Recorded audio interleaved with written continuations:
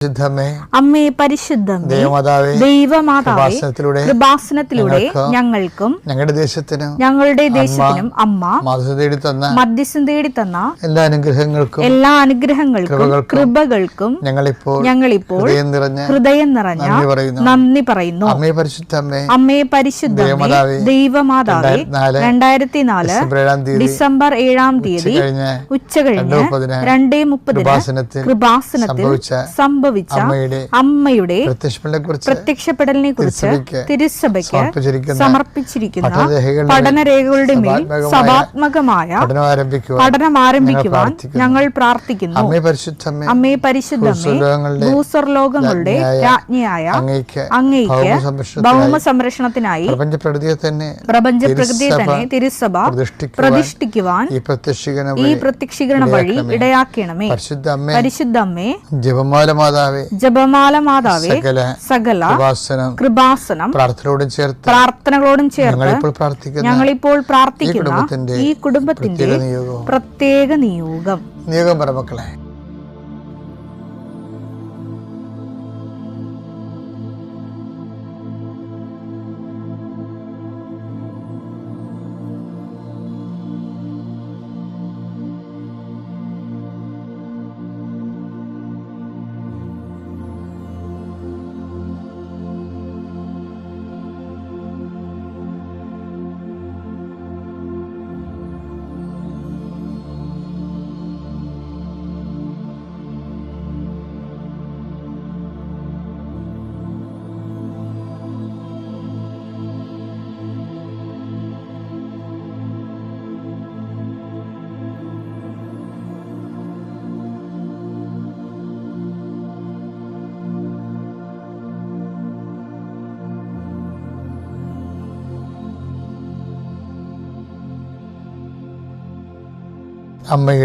അമ്മയുടെ പ്രത്യക്ഷീകരണത്തിന്റെ ഈ അനുഗ്രഹവേളയിൽ ഞങ്ങൾക്ക് സാധിച്ചു തരുവാൻ കനിയണമേ. ആമേൻ. വിശ്വാസ പ്രമാണം. സർവശക്തനായ പിതാവും ആകാശത്തിന്റെയും ഭൂമിയുടെയും സൃഷ്ടാവുമായ ദൈവത്തിൽ ഞാൻ വിശ്വസിക്കുന്നു. അവിടുത്തെ ഏകപുത്രനും ഞങ്ങളുടെ കർത്താവുമായ ഈശോ മിശിഹായിലും ഞാൻ വിശ്വസിക്കുന്നു. ഈ പുത്രൻ പരിശുദ്ധാത്മാവിനാൽ ഗർഭസ്ഥനായി കന്യകാമറിയത്തിൽ നിന്ന് പിറന്ന് പൊന്തിയോസ് പീലാത്തോസിന്റെ കാലത്ത് പീഡകൾ സഹിച്ച് കുരിശിൽ തറയ്ക്കപ്പെട്ട് മരിച്ച് അടക്കപ്പെട്ട് പാതാളങ്ങളിൽ ഇറങ്ങി മരിച്ചവരുടെ ഇടയിൽ നിന്ന് 3-ാം നാൾ ഉയർത്ത് സ്വർഗത്തിലേക്ക് എഴുന്നള്ളി സർവശക്തിയുള്ള പിതാവായ ദൈവത്തിന്റെ വലതുഭാഗത്തിരിക്കുന്നു. അവിടെ നിന്ന് ജീവിക്കുന്നവരെയും മരിച്ചവരെയും വിധിക്കുവാൻ വരുമെന്നും ഞാൻ വിശ്വസിക്കുന്നു. പരിശുദ്ധാത്മാവിലും ഞാൻ വിശ്വസിക്കുന്നു. വിശുദ്ധ കത്തോലിക്കാ സഭയിലും പുണ്യവാന്മാരുടെ ഐക്യത്തിലും പാപങ്ങളുടെ മോചനത്തിലും ശരീരത്തിന്റെ ഉയർപ്പിലും നിത്യമായ ജീവിതത്തിലും ഞാൻ വിശ്വസിക്കുന്നു. ആമേൻ. സുഖസ്ഥനായ ഞങ്ങളുടെ പിതാവേ, അങ്ങയുടെ നാമം പൂജിതമാകണമേ. അങ്ങയുടെ രാജ്യം വരണമേ. അങ്ങയുടെ തിരുമനസ് സ്വർഗത്തിലെ പോലെ ഭൂമിയിലും ആകണമേ. അന്നു വേണ്ടുന്ന ആഹാരം ഇന്ന് ഞങ്ങൾക്ക് തരണമേ. ഞങ്ങളോട് തെറ്റ് ചെയ്യുന്നവരോട് ഞങ്ങൾ ക്ഷമിക്കുന്നത് പോലെ ഞങ്ങളുടെ തെറ്റുകൾ ഞങ്ങളോടും ക്ഷമിക്കണമേ. ഞങ്ങളെ പ്രലോഭനത്തിൽ ഉൾപ്പെടുത്തരുതേ, തിന്മയിൽ ഞങ്ങൾ രക്ഷിക്കണമേ. ആമേൻ. നന്മ നിറഞ്ഞ മറിയമേ, സ്വസ്തി. കർത്താവ് അങ്ങയുടെ കൂടെ സ്ത്രീകളിൽ അങ്ങ് അനുഗ്രഹിക്കപ്പെട്ടവളാകുന്നു. അങ്ങയുടെ ഉദരത്തിൻ ഫലമായി ഈശോ അനുഗ്രഹിക്കപ്പെട്ടവനാകുന്നു. പരിശുദ്ധ മറിയമേ, തമ്പുരാന്റെ അമ്മേ, പാപികളായ ഞങ്ങൾക്ക് വേണ്ടി ഇപ്പോഴും ഞങ്ങളുടെ മരണസമയത്തും തമ്പുരാനോട് അപേക്ഷിക്കണമേ. ആമേൻ. കർത്താവിന്റെ ഉന്നതമായ നാമത്തിന് സ്തോത്രം ചെയ്യുന്നു. കർത്താവിന്റെ വിശുദ്ധ പൗരോഹിത്യത്തെ മഹത്വപ്പെടുത്തണമേ. പല പല വിഷയങ്ങൾ കൊണ്ട് കർത്താവെ ജീവിതം ഭാരപ്പെട്ടിരിക്കുന്നവരെ ദൈവം എങ്ങനെയെങ്കിലും അത്ഭുതം ഞങ്ങളുടെ ജീവിതത്തിൽ നടത്തിയില്ലെങ്കിൽ ഞങ്ങൾക്ക് ജീവിക്കാൻ പറ്റത്തില്ല, ഒരടി മുന്നോട്ട് പോകത്തില്ലെന്ന് വിചാരിച്ചുകൊണ്ട് വേദനിച്ച ഞങ്ങളുടെ തിരുസന്നിധിയിൽ ദൈന്യതയോടെ ദാസ യജമാൻ്റെ കണ്ണുകൾക്കെന്ന പോലെ ദാസി സ്വാമിനിയുടെ കണ്ണുകൾക്കെന്ന പോലെ നോക്കുന്ന പോലെ ആദ്യമായ നോട്ടത്തിൽ കർത്താവെ അങ്ങ് അവരെ സാന്ത്വനപ്പെടുത്തുന്ന പ്രാർത്ഥിക്കുന്നു. എൻ്റെ കർത്താവെ, ചെറിയ കടകളൊക്കെ നടത്തുന്നവർ വല്ലാത്ത വലയുന്നുണ്ട് ഈശോയെ. അവർക്ക് ഒന്നും അതിനകത്ത് കിട്ടണില്ല, പക്ഷേ കടങ്ങളാണ് വരണത്. ഇനി എങ്ങനെ ജീവിക്കുമെന്ന് പോലും അറിയാൻ പാലാതെ വിഷമിക്കുന്നവരുണ്ട് ഈശോയെ. അവരെ സന്ധിക്കണമെന്ന് പ്രാർത്ഥിക്കുന്നു. ഈശോയെ, ഒരു തൊഴിൽ കണ്ടുപിടിക്കാൻ വേണ്ടി എന്ത് തൊഴിൽ ചെയ്താൽ ജീവിക്കാൻ പറ്റുമെന്ന് വിചാരിച്ചുകൊണ്ട് വിഷമിക്കുന്നവരുണ്ട് ഈശോയെ. അവരെ കർത്താവ് വിസ പുതുക്കി കിട്ടാത്തതിൻ്റെ പേരിൽ മക്കളെ കരഞ്ഞ് വിളിച്ച് നിലവിളിക്കുമ്പോൾ അമ്മ അവരെ ആശ്വസിപ്പിക്കുന്നത് ഉടമ്പടി എടുത്തവരുടെ മകനെ മാതാവ് നമ്മൾ സന്ദർശിക്കുമെന്നാണ്. ആ ഒരു ഒറ്റ ആശ്രമേ ഉള്ള അമ്മേ. അതെല്ലാം ആ മക്കൾ അങ്ങനെ ചിന്തിക്കുന്ന ഓരോ മക്കളെയും പ്രാർത്ഥന കൂടുന്നുണ്ടെങ്കിൽ തീർച്ചയായിട്ടും കൃപാസന അൾത്താര ജീവനുടെ പ്രത്യക്ഷ മാതാവ്, സഞ്ചാരി മാതാവ് ആ മേഖലയിൽ ചെന്നിട്ട് അവരുടെ പ്രശ്നങ്ങളെ പരിഹരിച്ചുകൊണ്ട് അവർക്ക് സന്ധിപ്പ് നൽകുന്നതിന് വേണ്ടി എൻ്റെ കർത്താവിൻ്റെ ഉന്നതമായ നാമത്തിൽ സഭയുടെ അധികാരത്തിൽ കുരിശടയാളത്തിൽ നിങ്ങളെ അനുഗ്രഹിക്കട്ടെ. നമ്മൾ ആധ്യാത്മിക ജീവിതം എന്ന് പറയുമ്പോൾ പ്രാർത്ഥനാ ജീവിതം എന്നാണ് മനസ്സിലാക്കിയിരിക്കുന്നത്. അതാണ് നമ്മുടെ ആധ്യാത്മിക ജീവിതം എന്ന് പറയുമ്പോൾ പ്രാർത്ഥനാ ജീവിതം എന്ന് മനസ്സിലാക്കിയിരിക്കുന്നത്. അതിൻ്റെ പ്രത്യേകിച്ച് കത്തോലിക്കിന് പ്രത്യേകിച്ച് എന്താ കാരണം വെച്ച് കഴിഞ്ഞാൽ പിന്നെ പെനക്കോസ്റ്റൽസും അങ്ങനെ തന്നെയാണ്. ആധ്യാത്മിക ജീവിതം എന്ന് പ്രാർത്ഥനാ ജീവിതമാണ്. അതുകൊണ്ട് എന്താ സംഭവിക്കുന്നത് പറയാം, നമ്മുടെ ട്രെയിനിങ് കിട്ടിയിരിക്കുന്ന ട്രെയിനിങ് അതാ. ഇപ്പം ആലപ്പുഴ ഞങ്ങളുടെ ഈ സൈഡിലെല്ലാം സന്യാസ സഭകളാണ്, മിഷണറിമാരല്ല ട്രെയിൻ ചെയ്തെടുത്തിരിക്കുന്നത്. അപ്പോൾ ഈശോ സഭക്കാരുടെ ട്രെയിനിങ് ഭയങ്കര രസമായിരുന്നു. ആ ട്രെയിനിങ് പിന്നെ കിട്ടിയില്ല. ഡച്ചുകാർ വന്നപ്പോൾ ആ ട്രെയിനിങ് പോയി. അത് വേറൊരു ട്രെയിനിങ് ആയിരുന്നു. പിന്നീട് വന്നവർക്ക് കൂടുതൽ ഭക്തിക്കായും ആയിരിക്കും പ്രാധാന്യം വന്നത്. അതുപോലെ ഇപ്പോൾ ഈ മേഖലയിലുള്ളവരെല്ലാം വളരെ ഭക്തിക്കാരാണ്. പക്ഷെ ജീവിതത്തിലെ നിലപാടുകൾ വരുമ്പോൾ ഭക്തി വേറെ, നിലപാട് വേറെയായിട്ട് മാറും. അങ്ങനെ ഒരു പ്രശ്നങ്ങൾ നമ്മൾ പലപ്പോഴും ക്രിസ്ത്യൻസിൻ്റെ ഇടയിൽ അഭിമുഖീകരിച്ച് വരുന്നുണ്ട്. അപ്പോൾ എപ്പോഴും നമ്മൾ ശ്രദ്ധിക്കേണ്ട ഒരു വിഷയം, ഇപ്പോൾ യാക്കോബിൻ്റെ കാര്യം പറഞ്ഞ പോലെ നമ്മൾ എന്ത് തേനും കട്ടയാണെന്ന് പറഞ്ഞാലും അസസ്മെൻ്റ് വരുമ്പോൾ യാക്കോബാണെന്ന് കർത്താവ് നോക്കത്തില്ല. നീതി ദേവതയുടെ കണ്ണ് കെട്ടിയിരിക്കുന്ന പോലുള്ള പരിപാടിയാണ്. കാപട്യമുള്ളവനെ കാപട്യമുള്ളവൻ തന്നെ പറയും. ബ്രാൻഡഡാണ് ആ സാധനം. അപ്പോൾ ദൈവതിരുസന്നിധിയിൽ ബ്രാൻഡഡ് ആകാതിരിക്കാൻ വേണ്ടി പ്രത്യേകം ശ്രദ്ധിക്കണം. പിന്നെ എപ്പോഴും സ്റ്റാറ്റസ് ലോയിങ് ഒരു എപ്പോഴും നമ്മൾ സ്റ്റാറ്റസ് ലോ ചെയ്ത് വരണം. ഇപ്പോൾ ഈശോയ്ക്ക് ജ്ഞാനസ്ഥാനത്തിൽ പിതാവ് സ്റ്റാറ്റസ് കൊടുത്തില്ലേ, ഇവൻ എൻ്റെ പ്രിയപുത്രനാണ്. അപ്പോൾ ഈ സ്റ്റാറ്റസ് ഡാമേജ് ആക്കാൻ വേണ്ടിയുള്ള പരിപാടികളാണ് പിന്നീട് നടക്കണതല്ല. മരുഭൂമി അപ്പം എടുത്തിട്ട് നീ ദൈവപുത്രനാണെങ്കിൽ കല്ലുകളോട് അപ്പമാകാൻ പറയും. ദേവാലയത്തിന് മോടിക്കൊണ്ട് നിർത്തിയിട്ട് പറയും നീ ദൈവപുത്രനാണെങ്കിൽ താഴേക്ക് ചാടാൻ പറയും. അപ്പോഴേ ഇവിടെ എല്ലാം വരുന്നൊരു വിഷയം, ഒന്നെങ്കിൽ ദൈവപുത്രനാണെന്നുള്ളതിൻ്റെ ഒരു തെളിവ് സാത്താൻ ഒരു പ്രലോഭനത്തിലൂടെ ഈശോയ്ക്ക് തെളിവ് കൊടുത്തിട്ട് തൻ്റെ പ്രാഗൽഭ്യം തെളിയിക്കാൻ വേണ്ടിയുള്ള പരിശ്രമങ്ങളിലേക്ക് പോകുമ്പോൾ അപ്പോഴെന്ത് പറ്റും, അത് ഓട്ടോമാറ്റിക്കൽ ലോകാരൂപിയിലേക്ക് പോകും. അത് ലോകാരൂപിയിലേക്ക് പോകും. ഇപ്പം എങ്ങനെ ഇപ്പോൾ അതുപോലെ തന്നെ സ്വന്തം വിശപ്പ് മാറ്റാൻ വേണ്ടി കല്ലപ്പമാക്കിയാലും സ്വന്തം കാര്യം നേടാൻ വേണ്ടി ദൈവികത അതൊരു ദുർച്ചലവിൻ്റെ കൂട്ടത്തിൽ പോകും. ഈശോയെ മരുഭൂമിയിലേക്ക് കൂട്ടിക്കൊണ്ട് പോന്നിട്ട് ശരിക്കും പറഞ്ഞാൽ ടോർപ്പിഡോ ചെയ്യുന്നത് മുഴുവനും, ലക്ഷ്യം വെക്കുന്നതും ഫോക്കസ് ചെയ്യുന്നത് മുഴുവനും ഈശോയുടെ സ്റ്റാറ്റസിനെയാണ് ചെയ്യുന്നത്. ഈ സ്റ്റാറ്റസിനെ ഡാമേജ് ആക്കാൻ വേണ്ടിയാണ് പലപ്പോഴും പ്രലോഭനങ്ങളെല്ലാം കൊണ്ട് ഉദ്ദേശിക്കുന്നത്. എപ്പോഴും നമ്മളുടെ ദൈവികമായ സ്റ്റാറ്റസ് നിലനിർത്തിക്കൊണ്ട് തന്നെ നമ്മളിലുള്ള ലോകത്തിൻ്റെ സ്റ്റാറ്റസ്, ലോകം നൽകുന്ന സ്റ്റാറ്റസ് ക്രമേണ സബ്സൈഡ് ചെയ്യുന്നിടത്ത് വെച്ചാണ് ഒരു പ്രായോഗികമായ ഒരു സുവിശേഷ വിഹിതമായ ആധ്യാത്മികത. ഈശോയുടെ തിരുസന്നിധിയിൽ നിൽക്കുവാൻ എന്നെ ഒരുക്കിയ ഈശോയ്ക്കും അമ്മ മാതാവിനും ആയിരം നന്ദി പറയുന്നു. എൻ്റെ പേര് സുന്ദരരാജൻ. തിരുവനന്തപുരം ജില്ലയിൽ നെയ്യാറ്റിൻകര രൂപതയിൽ കടവിള ഇടവയിൽപ്പെട്ട അംഗമാണ്. ഞാൻ ഒരുപാട് ഈ ഉടമ്പടി എടുത്തതിന് ശേഷം എൻ്റെ ജീവിതത്തിലുടനീളം സംഭവിച്ച ഒരുപാട് അനുഗ്രഹങ്ങളും കർത്താവ് എന്നെ രക്ഷിച്ച സാക്ഷ്യമാണ് ഞാനിവിടെ പറയാൻ പോകുന്നത്. ആദ്യമായിട്ട് ഞാൻ പറയുന്നത് ഏതാനും 2 മാസത്തിന് മുമ്പ് സംഭവിച്ച കാര്യമായിരുന്നു. ഞാൻ കുറേ നാളും ബിസിനസ്സുമായിട്ട് ബന്ധപ്പെട്ട് തമിഴ്നാട് തിരുപ്പൂരിൽ കുറച്ച് നാൾ നിൽക്കുകയുണ്ടായി. അത് കഴിഞ്ഞ് ഞാൻ തിരികെ വരുമ്പോഴത്തേക്ക് ഞാൻ ജസ്റ്റ് എൻ്റെ വീട്ടിലെത്തുന്നതിന് തൊട്ട് മുമ്പായിട്ട് തന്നെ എനിക്ക് നടക്കുവാനോ സംസാരിക്കുവാനോ ഒട്ടും പറ്റാത്ത വിധം ഭയങ്കരമായിട്ട് അസ്വസ്ഥപ്പെടുകയും ശരീരം പൂർണ്ണമായി വിറയ്ക്കുകയും ചെയ്തിരുന്നു. അപ്പോൾ പെട്ടെന്ന് ദൈവത്തിൻ്റെ നിയോഗം പോലെ ഞാൻ എവിടെ പോയിരുന്നാലും കാശുരൂപം എൻ്റെ കയ്യിൽ കരുതുമായിരുന്നു. ഞാൻ ഉടൻ തന്നെ അവരെന്നെ ഒരു ഹോസ്പിറ്റലിൽ കൊണ്ടുപോയി. അപ്പോൾ ഡോക്ടർ ചെക്കപ്പ് കഴിഞ്ഞിട്ട് ഡോക്ടർ പറഞ്ഞു ചിലപ്പോൾ ICUയിലേക്ക് അഡ്മിറ്റ് ചെയ്യേണ്ടതായിട്ട് വരും, എങ്കിലും ആദ്യം ആൻറ്റിബയോട്ടിക്കിൻ്റെ ഇഞ്ചക്ഷൻ സ്റ്റാർട്ട് ചെയ്യാമെന്ന് പറഞ്ഞ് അങ്ങനെ അത് സ്റ്റാർട്ട് ചെയ്യും, എന്നെ ഹോസ്പിറ്റലിൽ അഡ്മിറ്റ് ചെയ്യുകയും ചെയ്തു. അപ്പോൾ ഞാൻ എപ്പോഴും പ്രാർത്ഥനയോടെ ഇരിക്കും, അമ്മ മാതാവ് എന്നെ രക്ഷിക്കുമെന്നുള്ളൊരു വിശ്വാസമുണ്ട്. ഞാൻ ആയിരുന്ന ആ റൂമിൽ ഈശോയുടെ ഒരു സ്വരൂപവും അതിനോടൊപ്പം ഒരു കുരിശും ഉണ്ടായിരുന്നു. എപ്പോഴും ഞാൻ അത് നോക്കി നിൽക്കുമായിരുന്നു. അങ്ങനെ അന്ന് രാത്രി ആയപ്പോഴത്തേക്കും ഡോക്ടർ പറഞ്ഞു കുറേ വൈറൽ ഫീവറിൻ്റെയും മറ്റു രോഗങ്ങളുടെയൊക്കെ ചെക്കപ്പ് നടത്തി, ഒന്നും കാണാൻ സാധിക്കുന്നില്ല.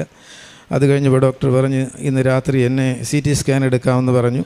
അങ്ങനെ CT സ്കാൻ എടുക്കാൻ പോയി. അപ്പോഴത്തന്നെ ഞാൻ കാശുരൂപം എടുത്ത് ഉടമ്പടി തൈലമെല്ലാം പൂശി വിശ്വാസ പ്രമാണം ചൊല്ലി പൂശിയിട്ടാണ് ഞാൻ ഈ CT സ്കാൻ എടുക്കാനായിട്ട് പോയത്. CT സ്കാനെല്ലാം എടുത്ത് അന്ന് രാത്രി തന്നെ പിറ്റേ ദിവസം റിപ്പോർട്ട് വരുമെന്ന് പറഞ്ഞു. ഞാൻ ഈശോയോട് പറഞ്ഞു, ഈശോയെ നിനക്ക് അസാധ്യമായതൊട്ടൊന്നുമില്ല എന്ന് ഞാൻ പറയുകയും അങ്ങനെ ഈശോ അന്ന് രാത്രിയിൽ അത്ഭുതം പ്രവർത്തിക്കുകയും ചെയ്തു. ഞാൻ കട്ടിലായിരുന്നപ്പോൾ രാത്രിയിൽ എപ്പോഴും കാശുരൂപം എൻ്റെ പോക്കറ്റിലുണ്ടായിരിക്കും. അപ്പോൾ രാത്രി ഞാൻ ഉറങ്ങുമ്പോൾ ഈ കട്ടിൽ പിടിച്ച് ഭയങ്കരമായിട്ട് ഇങ്ങനെ കുലുക്കുന്ന ഒരവസ്ഥ. ഞാൻ അപ്പോഴത്തേക്കും പറഞ്ഞു ഞാൻ വീണു പോയല്ലോ, ഇപ്പോൾ ഞാൻ കട്ടിലും താഴെ വീണു പോകുമെന്ന് പറഞ്ഞു. അപ്പോഴത്തേക്കും എനിക്ക് കേട്ടൊരു ശബ്ദമാണ്, പിന്നെ നിനക്ക് സുഖം പ്രാപിക്കണ്ടേ എന്ന്. അങ്ങനെ പിറ്റേ ദിവസം വെളുപ്പാൻ രാവിലെ തന്നെ സിസ്റ്റേഴ്സ് വന്നു. അടുത്ത ടെസ്റ്റിന് വേണ്ടിയിട്ടുള്ള കംപ്ലീറ്റ് ബ്ലഡിൻ്റെ അനലൈസിങ് ചെയ്യാനായിട്ടുള്ള ടെസ്റ്റിന് വേണ്ടി ബ്ലഡ് എടുത്തിട്ട് പോയി. അവർ ചെക്കപ്പൊക്കെ കഴിഞ്ഞു. അത് CT സ്കാനിൽ റിപ്പോർട്ട് നോക്കിയപ്പോഴത്തേക്കും എൻ്റെ ചെസ്റ്റിൻ്റെ വലത് ചെസ്റ്റ് കംപ്ലീറ്റ് ഇൻഫെക്റ്റഡ് ആയിരുന്നു. അതുപോലെ തന്നെ 2 കിഡ്നിയും സാധാരണതിലധികം വീർത്ത് 2 കിഡ്നി ഇൻഫെക്ഷനായി.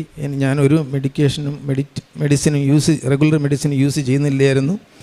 പക്ഷേ എനിക്ക് അമിതമായ അളവിൽ ഷുഗറും ക്രിയേറ്റിൻ വർദ്ധിക്കുകയും അങ്ങനെ യൂറിക് ആസിഡ് അമിതമായി വർദ്ധിക്കുകയും ചെയ്തു. അങ്ങനെ ടെസ്റ്റ് ചെയ്ത് നോക്കിയപ്പോഴത്തേക്ക് മനസ്സിലായി എൻ്റെ അവസ്ഥ അല്പം മോശമാണ്. ഡോക്ടർ പറഞ്ഞു ചിലപ്പം വീണ്ടും ICUയിലേക്ക് പോകേണ്ടി വരുമെന്ന്. അന്ന് തന്നെ ഡോക്ടർ ആൻറ്റിബയോട്ടിക്കിൻ്റെ ഇഞ്ചക്ഷൻ സ്റ്റാർട്ട് ചെയ്തു.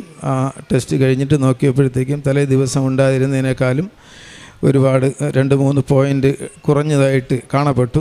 അങ്ങനെ വീണ്ടും ഡോക്ടർ പറഞ്ഞു ചികിത്സയിൽ 7 ദിവസത്തോളം ഞാൻ അവിടെ അഡ്മിറ്റായി ഇരിക്കുകയും പൂർണ്ണമായി കർത്താവ് തൊട്ട് സൗഖ്യപ്പെടുത്തി ഇപ്പോൾ നിങ്ങളുടെ മുമ്പിൽ നിൽക്കുവാൻ എനിക്ക് സാധിച്ചു. വളരെ മോശമായ അവസ്ഥയിലായിരുന്നു, പറയാൻ പറ്റാത്ത വിധം മോശമായ അവസ്ഥയിലായിരുന്നു. എനിക്ക് സംസാരിക്കാൻ പോലും പറ്റുമായിരുന്നില്ല, നടക്കാൻ പറ്റുമായിരുന്നില്ല. അങ്ങനെയുള്ള അവസ്ഥയിലും ദൈവകൃപയാൽ എന്നെ ഉയർത്തി ഞാനിപ്പോൾ ഇവിടെ നിൽക്കുന്നു. 1000 നന്ദി പറയുന്നു. രണ്ടാമത്തെ സാക്ഷ്യം, ഞാനൊരു 7 വർഷത്തോളം എൻ്റെ ഉദരത്തിൽ ഭയങ്കരമായിട്ടുള്ള വേദനയും അസ്വസ്ഥതയും എന്ത് കഴിച്ചാലും ഉടനെ ശബ്ദമുണ്ടാകുകയും ഇങ്ങനെ പൊളിച്ചു കയറുന്നത് പോലെയുള്ള അസ്വസ്ഥത എനിക്ക് എപ്പോഴും തോന്നുകയും വയറിങ്ങനെ അമിതമായി വീർക്കുകയും ചെയ്യും. അപ്പോൾ പല സുഹൃത്തുക്കളും പറഞ്ഞു ഒരു നല്ല ടെസ്റ്റ് നടത്തണമെന്ന്. അങ്ങനെ ഒരു പ്രശസ്ത ഹോസ്പിറ്റലിൽ പോയി എൻഡോസ്കോപ്പിയും കൊളോണോസ്കോപ്പിയും എല്ലാം എടുത്തു. അങ്ങനെ മരുന്ന് കഴിച്ചിട്ടും അതിന് ഒരു കുറവും ഉണ്ടായില്ല.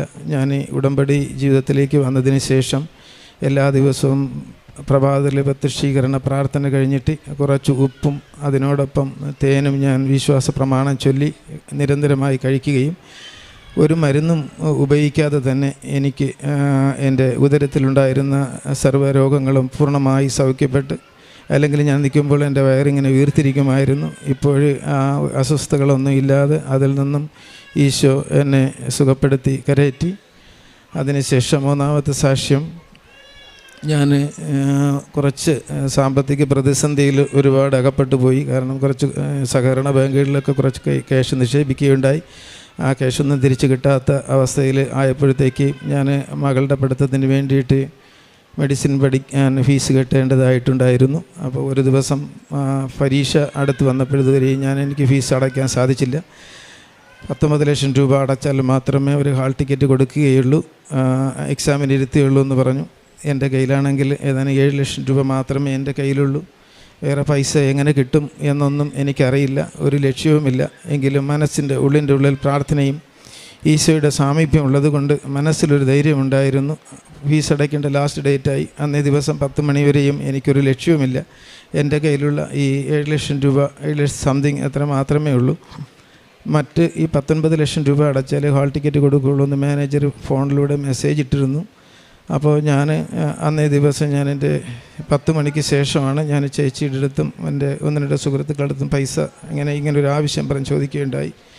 അവരൊരു മടിയും കൂടാതെ തന്നെ ദൈവമാതാവിൻ്റെ ഈശോയുടെയും സഹായത്തോടെ കൃപയോടെ അവരെനിക്ക് അവരുടെ കയ്യിലുണ്ടായിരുന്ന സ്വർണവും പണയം വെച്ചും അവരുടെ കയ്യിൽ നിക്ഷേപമായിട്ടുണ്ടായിരുന്ന പൈസയും പൂർണ്ണമായി എനിക്ക് എടുത്തു തരികയും വീണ്ടും കുറച്ച് 2 ലക്ഷം രൂപയുടെ ഷോർട്ടേജ് വന്നു. അത് ഞാൻ വേറൊരു സുഹൃത്തിനെ അപ്പോൾ ഫോൺ വിളിച്ചതിന് ഞാനിങ്ങനെ ഒരു കണ്ടീഷനിലാണെന്ന് പറഞ്ഞു. ആ സുഹൃത്തും ഒരു മടിയും കൂടാതെ തന്നെ ആ ക്യാഷ് അപ്പോഴത്തന്നെ എൻ്റെ അക്കൗണ്ടിലേക്ക് ട്രാൻസ്ഫർ ചെയ്തു തരികയും ഏകദേശം 3 മണിയായപ്പോഴത്തേക്കും ഞാൻ എൻ്റെ അക്കൗണ്ടിലേക്ക് 19 ലക്ഷം രൂപ എത്തിച്ചേർന്നു. ഞാൻ അവിടെ തന്നെ ബാങ്കിൽ നിന്നുകൊണ്ട് ട്രാൻസ്ഫർ ഫോം ഫില്ല് ചെയ്ത് NEFT-യിലേക്ക് ഫോം ഫില്ല് ചെയ്ത് കോളേജിലേക്ക് അയക്കുകയും 19 ലക്ഷം രൂപ. അപ്പോൾ മകൾ പറഞ്ഞു, പപ്പ എല്ലാ കുട്ടികളും ഹോൾ ടിക്കറ്റ് വാങ്ങിയിട്ട് പോയി, ഞാനിപ്പോഴും ഇവിടെ നിൽപ്പുണ്ട്. അപ്പോൾ ഞാൻ പറഞ്ഞു, മോളെ പേടിക്കണ്ട, കുറച്ച് സമയത്തിനുള്ളിൽ നമുക്ക് ദൈവം നടത്തും എന്ന് പറഞ്ഞു. അങ്ങനെ ഞാൻ ആ ഫീസ് NEFT വഴി അടയ്ക്കുകയും അപ്പോഴത്തേന് എൻ്റെ സ്ക്രീൻഷോട്ട് മാനേജർക്ക് അയക്കുകയും വാട്സപ്പിൽ അയച്ചു കൊടുക്കുകയും അതിനോടൊപ്പം തന്നെ ടെക്സ്റ്റ് മെസ്സേജ് അയക്കുകയും ചെയ്തു. ആ ടെക്സ്റ്റ് മെസ്സേജിൻ്റെ കോപ്പി മകൾക്കും വാട്സപ്പിൽ അയച്ചു കൊടുത്തു. ആ ടെക്സ്റ്റ് മെസ്സേജിൻ്റെ കോപ്പി കാണിച്ചിട്ട് മകൾ പോയി അവിടെ HR-ൽ പോവുകയും അവിടെ നിന്ന് തന്നെ അവരുടൻ തന്നെ ഹാൾ ടിക്കറ്റ് റിലീസ് ചെയ്യുകയും ചെയ്തു. അങ്ങനെ ദൈവമാതാവും ഈശോയും ഏത് പ്രതിസന്ധിയിലും കൂടെ നിൽക്കും. മനുഷ്യനായ നമുക്ക് അസാധ്യമായത് ദൈവത്തിന് സാധ്യമാണ് എന്ന് ബോധ്യം കർത്താവ് നൽകി.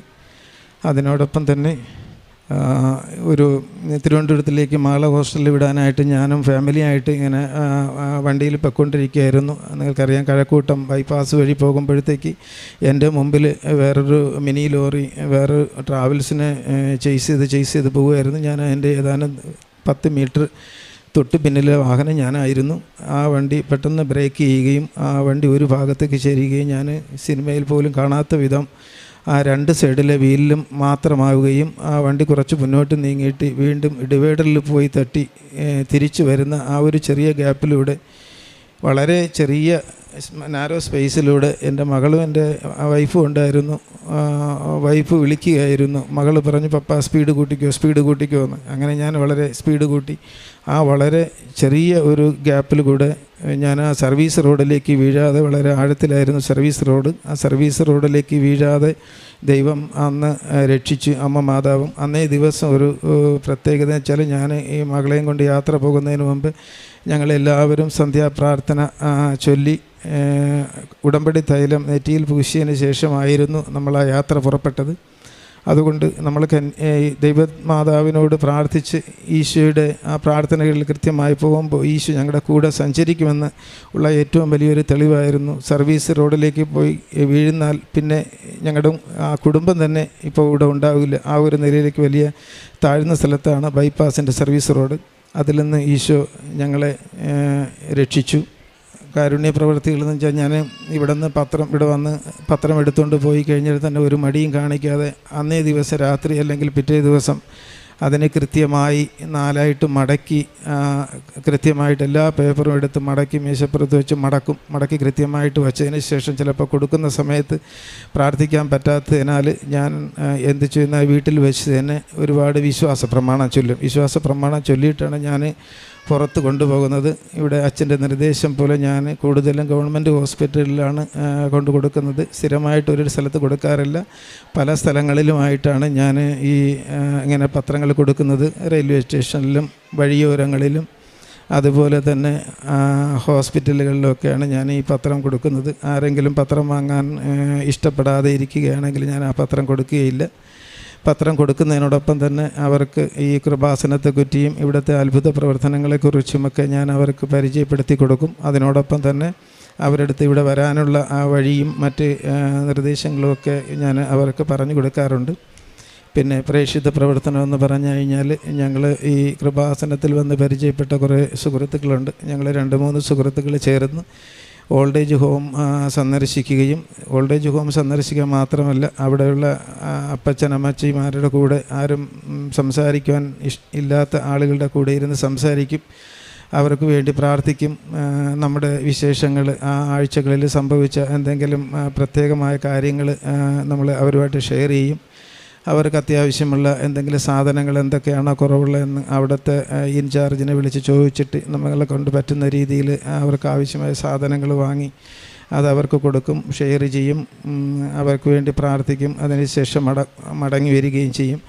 അതുപോലെ തന്നെ ഞാനും വൈഫും ഈ രോഗീ സന്ദർശനം നടത്താറുണ്ട്. കുടുംബ യൂണിറ്റുകളിലൊക്കെ പ്രാർത്ഥനകളിൽ സജീവമായി പങ്കെടുക്കും. പിന്നെ വാർദ്ധക്യത്തിമായിരിക്കുന്നവർക്ക് കാണുമ്പോൾ ഹോസ്പിറ്റലിൽ പോകുമ്പോൾ കുറച്ച് നേരം അവിടെ ഇരിക്കുമ്പോൾ ആരും അവശ്യനായി വരുന്ന ആളുകളെ കണ്ടാൽ അവർക്ക് ഭക്ഷണം വാങ്ങിക്കൊടുക്കും. ചിലപ്പോൾ പൊതിച്ചോറ് വാങ്ങിക്കൊടുക്കും. എന്താണ് ആവശ്യമെന്ന് ചോദിക്കും. അപ്പോൾ മരുന്നിന് പൈസയില്ല എന്ന് പറയുകയാണെങ്കിൽ അവരെ കാണുമ്പോൾ നമുക്കറിയാം അവരുടെ ആവശ്യത. അപ്പോൾ ഞാൻ അവർക്ക് എന്നെക്കൊണ്ടാകുന്ന വിധത്തിൽ പൈസ സഹായിക്കുകയും മരുന്ന് വാങ്ങാനായിട്ട് സഹായിക്കും. ഭക്ഷണമില്ലെങ്കിൽ ഭക്ഷണം, ചായയാണ് ആവശ്യമാണെങ്കിൽ അത് വാങ്ങിക്കൊടുക്കും. പിന്നെ റെയിൽവേ സ്റ്റേഷനിലും വഴിയോരങ്ങളിൽ ഇരിക്കുമ്പോൾ ആരെങ്കിലും ഇങ്ങനെ അവശരായി കണ്ടാൽ അവർക്ക് ഭക്ഷണപ്പൊതി വാങ്ങിക്കൊണ്ട് കൊടുക്കും. പിന്നെ ഞാനും വൈഫുമായിട്ട് ഇടയ്ക്ക് ഭക്ഷണം ഉണ്ടാക്കി ഞായറാഴ്ചകളിൽ വഴിയോരങ്ങളിലിരിക്കുന്നവർക്ക് കൊണ്ട് കൊടുക്കാറുണ്ട്. അങ്ങനെ പ്രേക്ഷിത പ്രവർത്തനങ്ങൾ ചെയ്യുകയും നല്ലൊരു നവമായ ജീവിതത്തിലേക്ക് ഞങ്ങൾക്ക് വരുവാൻ സാധിച്ചു. അതിനു മുമ്പേ പ്രേക്ഷിത പ്രവർത്തനങ്ങൾ ഉണ്ടായിരുന്നെങ്കിൽ ഇത്രമാത്രം ചെയ്യുവാൻ സാധിച്ചിരുന്നില്ല, മനസ്സുണ്ടായിരുന്നില്ല. പക്ഷേ ഇപ്പോഴാണെങ്കിൽ അധികമായിട്ട് കർത്താവിനോട് ചേർന്ന് നിൽക്കുവാനും പ്രവർത്തിക്കുവാനുള്ള തീക്ഷ്ണതയുണ്ട്. കുടുംബജീവിതത്തിലും കൃത്യമായ പ്രാർത്ഥന, അല്ലെ ചിലപ്പോൾ വൈകുന്നേരം മുമ്പിലൊക്കെ ആണെങ്കിൽ കുടമ്പടിക്ക് മുമ്പിൽ എനിക്ക് പ്രാർത്ഥന എല്ലാ ദിവസവും ചെയ്യാൻ സാധിക്കായിരുന്നില്ല. എന്നാൽ ഇപ്പോൾ ഞാൻ എവിടെയായിരുന്നാലും, യാത്രയിലായിരുന്നാലും, വാഹനത്തിലായിരുന്നാലും, ആ സമയത്ത് ഞാൻ ട്രെയിനിലായിരുന്നാൽ പോലും അലാറം വെച്ച് രാവിലെ പ്രഭാതത്തിൽ തന്നെ 5:30 എണീറ്റ് പ്രഭാത പ്രാർത്ഥന പ്രാർത്ഥിക്കും. അതുപോലെ തന്നെ ഈവനിങ്ങിൽ എവിടെയായിരുന്നാലും അതും സന്ധ്യാപ്രാർത്ഥനകൾ മുടങ്ങാതെ തന്നെ ഞാൻ പ്രാർത്ഥിക്കും. എനിക്ക് ഇവിടെ ആയിരിക്കുന്ന നിങ്ങളോട് പറയാനുള്ളൊരു പ്രത്യേക കാര്യമെന്ന് പറഞ്ഞാൽ, ഉടമ്പടി ജീവിതത്തിലായിരിക്കുമ്പോൾ, ഈശോയെ വിശ്വസിച്ച് ഉടമ്പടി ജീവിതത്തിലായിരിക്കുമ്പോൾ നമ്മുടെ എല്ലാ കാര്യങ്ങളിലും എവിടെയായിരുന്നാലും ഈശോയും അമ്മ മാതാവ് ഞങ്ങളുടെ കൂടെ നടക്കുന്നു. നിങ്ങൾക്ക് മുമ്പേ നടക്കുന്നൊരു ദൈവം ഉണ്ടെന്ന് വാഗ്ദത്തം ചെയ്ത ദൈവം നമ്മുടെ മുമ്പേ നടക്കും. മുമ്പേയല്ല, ഞങ്ങളുടെ കൂടെ നടക്കും, കൈ പിടിച്ച് നടക്കും. എവിടെ പോയാലും എന്ത് ആവശ്യത്തിന്, ചെറുതും വലുതുമായ എന്ത് ആവശ്യത്തിന് പോയിരുന്നാലും കർത്താവ് അവിടെ ഉയർത്തി നിർത്തും, എല്ലാവരുടെയും മുമ്പിൽ നിർത്തും. ഇതാണ് എനിക്ക് നിങ്ങളോട് പറയാനുള്ള സാക്ഷ്യം. ഇനിയും എനിക്ക് 1-2 കാര്യങ്ങൾക്ക് വേണ്ടി ഞാൻ ഇനിയും അടുത്ത് സാക്ഷ്യം പറയാനായിട്ട് വരും. ദൈവം അതിനു വേണ്ടിയും ഞങ്ങളെ അനുഗ്രഹിക്കണമേ എന്ന് പ്രാർത്ഥിക്കുന്നു. അതിനോടൊപ്പം തന്നെ ഞങ്ങളുടെ മക്കളെയും അവിടെ നിന്ന് ഞങ്ങൾ അനുഗ്രഹിച്ച് വഴി നടത്തുന്ന കൃപയ്ക്ക് നന്ദി പറയുന്നു. ഈശോയുടെ ഈ തിരുമുമ്പിൽ വന്നു നിന്നുകൊണ്ട് നിങ്ങളോടും ഈ സാക്ഷ്യം, എൻ്റെ അനുഭവ സാക്ഷ്യം പറയുവാൻ ഇടയായ കൃപയ്ക്കായി ഈശോയ്ക്കും അമ്മ മാതാവിനും കോടാനുകോടി നന്ദി പറഞ്ഞുകൊണ്ട് ഞാൻ ഉടമ്പടി എടുത്തത് 2023 മാർച്ച് 29-ാം തീയതിയാണ്. ഞാൻ ഈ ഉടമ്പടി എടുക്കാൻ ഇടയായത് യൂട്യൂബിൽ കൂടെയാണ് ഞാൻ ഇത് കാണുന്നത്, ഈശോയുടെ ഇവിടുത്തെ അത്ഭുത പ്രവൃത്തികൾ കാണുന്നത്. അങ്ങനെയാണ് ഞാൻ ഇവിടെ വരാൻ ഇടയായത്. വളരെ പ്രാവശ്യം ആഗ്രഹിച്ചുവെങ്കിലും ദൈവം തിരുമനസ്സായപ്പോൾ മാത്രമാണ് എനിക്കിവിടെ വന്ന് ഈ ഉടമ്പടി എടുക്കുവാനും ഉടമ്പടി ജീവിതത്തിലായിരിക്കുവാനും സാധിച്ചത്. ഈശോയ്ക്കും മാതാവിനും ഒന്നുകൂടി നന്ദി പറഞ്ഞുകൊണ്ട് ഞാൻ നിർത്തും. യെശയ്യാ പ്രവാചകൻ്റെ പുസ്തകം 40, 29, 30, 31. തളർന്നവനെ അവിടുന്ന് ബലം നൽകുന്നു, ദുർബലന് ശക്തി പകരുകയും ചെയ്യുന്നു. യുവാക്കൾ പോലും തളരുകയും ക്ഷീണിക്കുകയും ചെയ്തേക്കാം, ചെറുപ്പക്കാർ ശക്തിയേറ്റ് വീഴാം. എന്നാൽ ദൈവത്തിൽ ആശ്രയിക്കുന്നവർ വീണ്ടും ശക്തി പ്രാപിച്ച് അവർ കഴുകന്മാരെ പോലെ ചിറകടിച്ചുയരും. അവർ ഓടിയാൽ ക്ഷീണിക്കുകയില്ല, നടന്നാൽ തളരുകയുമില്ല. ഗ്രൂപ്പായിട്ട് ചെന്ന് അമ്മയും ഹസ്ബൻഡും വൈഫും കൂടി ചെന്ന് പത്രം കൊടുക്കുകയാണ്. ആവശ്യമുള്ളവർക്ക് കൊടുത്തിട്ട് അവരോട് പറയും, കൃപാസനത്തിൽ ചെന്ന് നിങ്ങൾ അമ്മയെ കാണുക, അമ്മ നിങ്ങളുടെ കാര്യങ്ങളെല്ലാം സാധിച്ചു തരുമെന്ന്. അവൻ പറയുന്നത് പോലെ മാത്രമേ നിങ്ങൾ ചെയ്യാവൂ. അവൻ എന്താ പറഞ്ഞത്? ഈ കൽഭരണിയിലൊന്ന് വെള്ളം നിറക്കുക എന്ന്. നിങ്ങൾ കുർബാനയിലും കുമ്പസാരത്തിലും ദൈവത്തോട് ചേർന്ന് നിൽക്കുക എന്ന്, പ്രാർത്ഥനയിലും ബൈബിൾ വായനയിലും ചേർന്ന് നിൽക്കുക എന്ന്. അതാണ് ഓരോ കൽഭരണികളും നിറക്കുന്നത്. ഇതുപോലെ അവൻ പറയുന്നത് പോലെ കൃത്യമായി ചെയ്താൽ, ശ്രദ്ധിച്ച് ചെയ്താൽ, എഗ്രിമെൻ്റ് ആണെന്ന് കരുതി നിങ്ങൾ ചെയ്താൽ, അമ്മ മാതാവ് നിങ്ങളുടെ കാര്യം ഈശോയെ കൊണ്ട് ചെയ്യിച്ചു തരും. അങ്ങനെ ശക്തനായവരിൽ നിന്ന് വൻ കാര്യം നമ്മൾക്ക് ചെയ്തു തരും. ദാവീദിൻ്റെ ഭവനത്തിൻ്റെ താക്കോൽ അവൻ്റെ തോളിൽ ഞാൻ വച്ചു കൊടുക്കും. അവൻ തുറന്നാൽ ആരും അടയ്ക്കുകയോ അവൻ അടച്ചാൽ ആരും തുറക്കുകയോമില്ല. പരിശുദ്ധമ്മ ചെയ്ത ഈ വൻ കൃപയ്ക്ക്. പേര് നീതു. ഞാനിപ്പോൾ വരുന്നത് കോട്ടയത്തു നിന്നാണ്. 4.5 വർഷമായിട്ട് ഞാൻ UK ഫാമിലിയായിട്ട് അവിടെ സ്ഥിരതാമസമാണ്. ഇത് എൻ്റെ 2ാമത്തെ ഉടമ്പടി സാക്ഷ്യമാണ്. 2019 ജൂലൈ 3 തുടങ്ങി ഞാൻ ഉടമ്പടിയിലാണ്. എൻ്റെ ഇതിന് മുമ്പത്തെ ഉടമ്പടി സാക്ഷ്യത്തിൽ എനിക്ക് UK പോകാൻ മാതാവ് വഴി ഈശോ അനുഗ്രഹിച്ച സാക്ഷ്യം ഞാനിവിടെ അൽത്താരയിൽ കയറി പറഞ്ഞിട്ടുള്ളതാണ്. വീണ്ടും എനിക്ക് 2ാമത്തെ ഇവിടെ വന്ന് ഇങ്ങനെ സാക്ഷ്യം പറയുവാൻ ഇതൊട്ടും പ്രതീക്ഷിച്ചിരുന്ന ഒരു അവസരമല്ല. പക്ഷേ എനിക്ക് ഇങ്ങനെ ഒരു അവസരം തന്നതിന് ദൈവമാതാവിനും തിരുക്കുമാരനും 1000 നന്ദി പറയുന്നു. ഞാനിപ്പോൾ UK വന്നിരിക്കുന്നത് ഒരു എമർജൻസി ലീവ്, അതായത് ഒരു മാസമായിട്ട് എനിക്ക് പെട്ടെന്ന് നടുവിന് കലശലായ വേദന ഉണ്ടാവുകയും എനിക്ക് ഡ്യൂട്ടിക്ക് പോകാൻ, ഞാനവിടെ നേഴ്സായിട്ട് വർക്ക് ചെയ്യുന്നു UK. അപ്പോൾ ഡ്യൂട്ടിക്ക് പോകാൻ പറ്റാത്തൊരവസ്ഥയിൽ അതുമാതിരി നടുവേദന ഉണ്ടാവുകയും അതേ തുടർന്ന് ഞാൻ സിക്ക് ലീവ് എടുത്ത് അവിടെ ഡോക്ടറെ, ഞങ്ങൾ അവിടെ ജനറൽ പ്രാക്ടീഷണറെ കണ്ട് ഡോക്ടർ പറഞ്ഞു റെസ്റ്റ് എടുക്കുക, പെയിൻ കില്ലേഴ്സ് എടുക്കുക. പക്ഷേ അങ്ങനെയൊക്കെ ചെയ്തിട്ട് പോലും എനിക്കൊരു കുറവും ഇല്ല, എനിക്കൊരു കാര്യം ചെയ്യാൻ പറ്റുന്നില്ല. പിന്നീട് എനിക്ക് നിൽക്കാനോ ഇരിക്കാനോ ഒന്നും പറ്റണില്ല. എനിക്ക് 2 പിള്ളേരുണ്ട്, ഹസ്ബൻഡിന് ഡ്യൂട്ടിക്ക് പോകാൻ പറ്റണില്ല, ഒന്നും പറ്റണില്ല. അപ്പം ഞാൻ പിന്നീട് അവിടെ എമർജൻസി ഡിപ്പാർട്ട്മെൻറ്റിൽ ഡോക്ടറെ പോയി കാണിച്ചു. അപ്പോൾ ഡോക്ടർ എൻ്റെ അടുത്ത് പറഞ്ഞു ഇങ്ങനെ റേഡിയേറ്റിംഗ് ഉള്ള കാരണം MRI ചെയ്യാം. MRI ചെയ്തപ്പോൾ അവർ പറഞ്ഞു 3 സ്ഥലത്ത് ഡിസ്ക് ബൾജുണ്ട് സ്പൈനൽ കോഡിൽ. അതുപോലെ തന്നെ അവർ സ്പൈനൽ കോഡിൻ്റെ MRI ആണ് ചെയ്തെങ്കിലും ഇൻസിഡൻ്റൽ ഫൈൻഡിങ് എന്ന് പറഞ്ഞിട്ട് തലയിൽ ഹെഡിൽ ഒരു സിസ്റ്റ്, എൻലാർജ്ഡ് സിസ്റ്റ് എന്ന് പറയുന്നു. അപ്പോൾ അത് അവർ ആ MRIയിൽ നോട്ടിഫൈ ചെയ്യുവാണ്. അപ്പോൾ അതിനുവേണ്ടി ഫർദർ അപ്പോയിൻമെൻറ്റ്, ഇത് നേരത്തെ അറിയാൻ മേലാത്ത കാര്യമാണെങ്കിൽ ഫർദർ അപ്പോയിൻമെൻറ്റ് ചെയ്യുക എന്ന് പറഞ്ഞ് അവർ നോട്ട് ചെയ്യുന്നു. അപ്പോൾ ഇതെനിക്കൊരു പുതിയൊരു കാര്യമായിരുന്നു, ഈ സിസ്റ്റ് എന്ന് പറയുന്ന കാര്യം. അപ്പോൾ അങ്ങനെ ആ റിപ്പോർട്ട് ഡോക്ടർ കണ്ട് അപ്പോൾ എൻ്റെ അടുത്ത് വീണ്ടും അവരെ ഫിസിയോതെറാപ്പിക്ക് റെഫർ ചെയ്തു ഈ നടുവേദനയ്ക്ക് വേണ്ടി. പക്ഷേ ഫിസിയോതെറാപ്പിക്ക് അപ്പോയിൻമെൻറ്റ് കിട്ടണമെങ്കിൽ 1 മാസം കഴിയും. അതുപോലെ ഒരു ഓർത്തോ ഡോക്ടറെ കാണണമെങ്കിൽ 1 മാസം കഴിഞ്ഞിട്ടാണ് എനിക്ക് അപ്പോയിൻമെൻറ്റ് കിട്ടിയത്. പിന്നെ അതുപോലെ തന്നെ ഈ സിസ്റ്റം നിൽക്കുന്നു. എനിക്ക് ഇടയ്ക്കിടയ്ക്ക് ചെറുപ്പം തൊട്ടേ തലവേദന ഉണ്ടാകാറുണ്ട്, സൈനസൈറ്റിസ് ഉണ്ടാകാറുണ്ട്. അത് സൈനസൈറ്റിസിൻ്റെയാണെന്നാണ് ഞാൻ വിചാരിച്ചിരുന്നത്. പിന്നെ ഈ റിപ്പോർട്ടിൽ കണ്ടപ്പം എനിക്ക് പെട്ടെന്ന് എന്തൊക്കെയോ ചിന്തകൾ എൻ്റെ മനസ്സിൽ കൂടെ വന്നു. അതിനുശേഷം ഞാൻ പെട്ടെന്ന് ഓൺലൈൻ ഉടമ്പടി എടുക്കുക. ഞാൻ ഓൾറെഡി NRI ഉടമ്പടി ആയതുകൊണ്ട് 1 കൊല്ലമാണ് അതിൻ്റെ ഇതെങ്കിലും എനിക്ക് പെട്ടെന്ന് ഓൺലൈൻ ഉടമ്പടി എടുക്കാൻ തോന്നുക. ഓൺലൈൻ ഉടമ്പടി എടുത്തു, ഈ നിയോഗം വെച്ചു. അപ്പോൾ എൻ്റെ അടുത്ത് മാതാവ് എന്നെ തോന്നിപ്പിക്കുകയാണ് പെട്ടെന്ന് നാട്ടിലോട്ട് പോവുക, നാട്ടിൽ പോയിട്ട് ഒരു ട്രീറ്റ്മെൻറ്റ് എടുക്കുക. അങ്ങനെ കഴിഞ്ഞ മാസം 13-13 തീയതി ഞാൻ നാട്ടിൽ വന്നു. ഞാൻ വരുന്ന വഴിക്ക് എനിക്ക് നടുവേ, അത്രയും ട്രാവൽ ചെയ്ത് വന്നെങ്കിലും ഞാൻ ഇവിടെ കയറി പ്രാർത്ഥിച്ചിട്ടാണ് ഞാൻ പോയത്. പിന്നീട് പിറ്റേ ദിവസം റിപ്പീറ്റ് MRI ചെയ്തു. റിപ്പീറ്റ് MRI ചെയ്തപ്പോൾ ഈ സെയിം ഡിസ്ക് ബൾജും ഉണ്ട്, അതിൻ്റെ കൂടെ പ്രൊട്രൂഷനും ഉണ്ട്, അതുപോലെ തന്നെ തലയിലെ സിസ്റ്റം അതേപടി ഉണ്ട്. അപ്പം നടുവേദനയാണ് അന്നപ്പം നിൽക്കണത്. സിസ്റ്റിൽ എനിക്ക് വേറെ സിംറ്റംസ് ഒന്നുമില്ല. അപ്പം നടുവേദന ആദ്യം ട്രീറ്റ് ചെയ്യാമെന്ന് വെച്ചിട്ട് ഞങ്ങൾ ഒരു ആയുർവേദ ഹോസ്പിറ്റലിൽ പോയി അഡ്മിറ്റായി. അവിടെ ട്രീറ്റ്മെൻറ്റ് ചെയ്തു. ഒരു 10 ദിവസം ട്രീറ്റ്മെൻറ്റ് ചെയ്ത് എൻ്റെ അടുത്ത് റെസ്റ്റ് എടുക്കാൻ പറഞ്ഞ് വീട്ടിൽ വന്നു. വീട്ടിൽ വന്ന് 2 ദിവസം കഴിഞ്ഞപ്പം എനിക്ക് നേരത്തെ ഉണ്ടതിലും കൂടുതൽ പെയിൻ അനുഭവപ്പെടുക. അപ്പം ഞാൻ വിചാരിച്ചു എൻ്റെ ഈശോയെ ഇത് എന്തോ ട്രീറ്റ്മെൻറ്റ് എടുത്തിട്ടൊന്നും ഒരു പ്രയോജനമില്ല മാതാവ്, ഞാൻ നിൻ്റെ തീരുമാനപ്രകാരമല്ലേ ഞാനിങ്ങനെ വന്നേ, അങ്ങനെ അതിനല്ലേ ട്രീറ്റ്മെൻറ്റ് ചെയ്തേ, എന്നിട്ട് എന്തിനാ എനിക്കിങ്ങനെ വേദന തരുന്നതെന്ന് ഞാനിങ്ങനെ ഈശോയോട് പ്രാർത്ഥിക്കുമായിരുന്നു. അപ്പോൾ ദൈവം ഈശോ എൻ്റെ അടുത്ത് തോന്നിപ്പിക്കുവാണ്, മരുന്നോ ലേവന ഔഷധമോ അല്ല, കർത്താവേ അങ്ങയുടെ വചനമാണ് എന്നെ സുഖപ്പെടുത്തുന്നത്, അത് പറഞ്ഞ് പ്രാർത്ഥിക്കാൻ. അപ്പം അന്ന് രാത്രിയിൽ മുഴുവൻ ഞാനിതിങ്ങനെ പ്രാർത്ഥിക്കുക. പ്രാർത്ഥിച്ച് പിറ്റേന്ന് ഞാൻ ഡെയിലി ബ്രെഡിന് കാണാൻ വേണ്ടി 5:30 ആയപ്പോൾ എഴുന്നേറ്റു.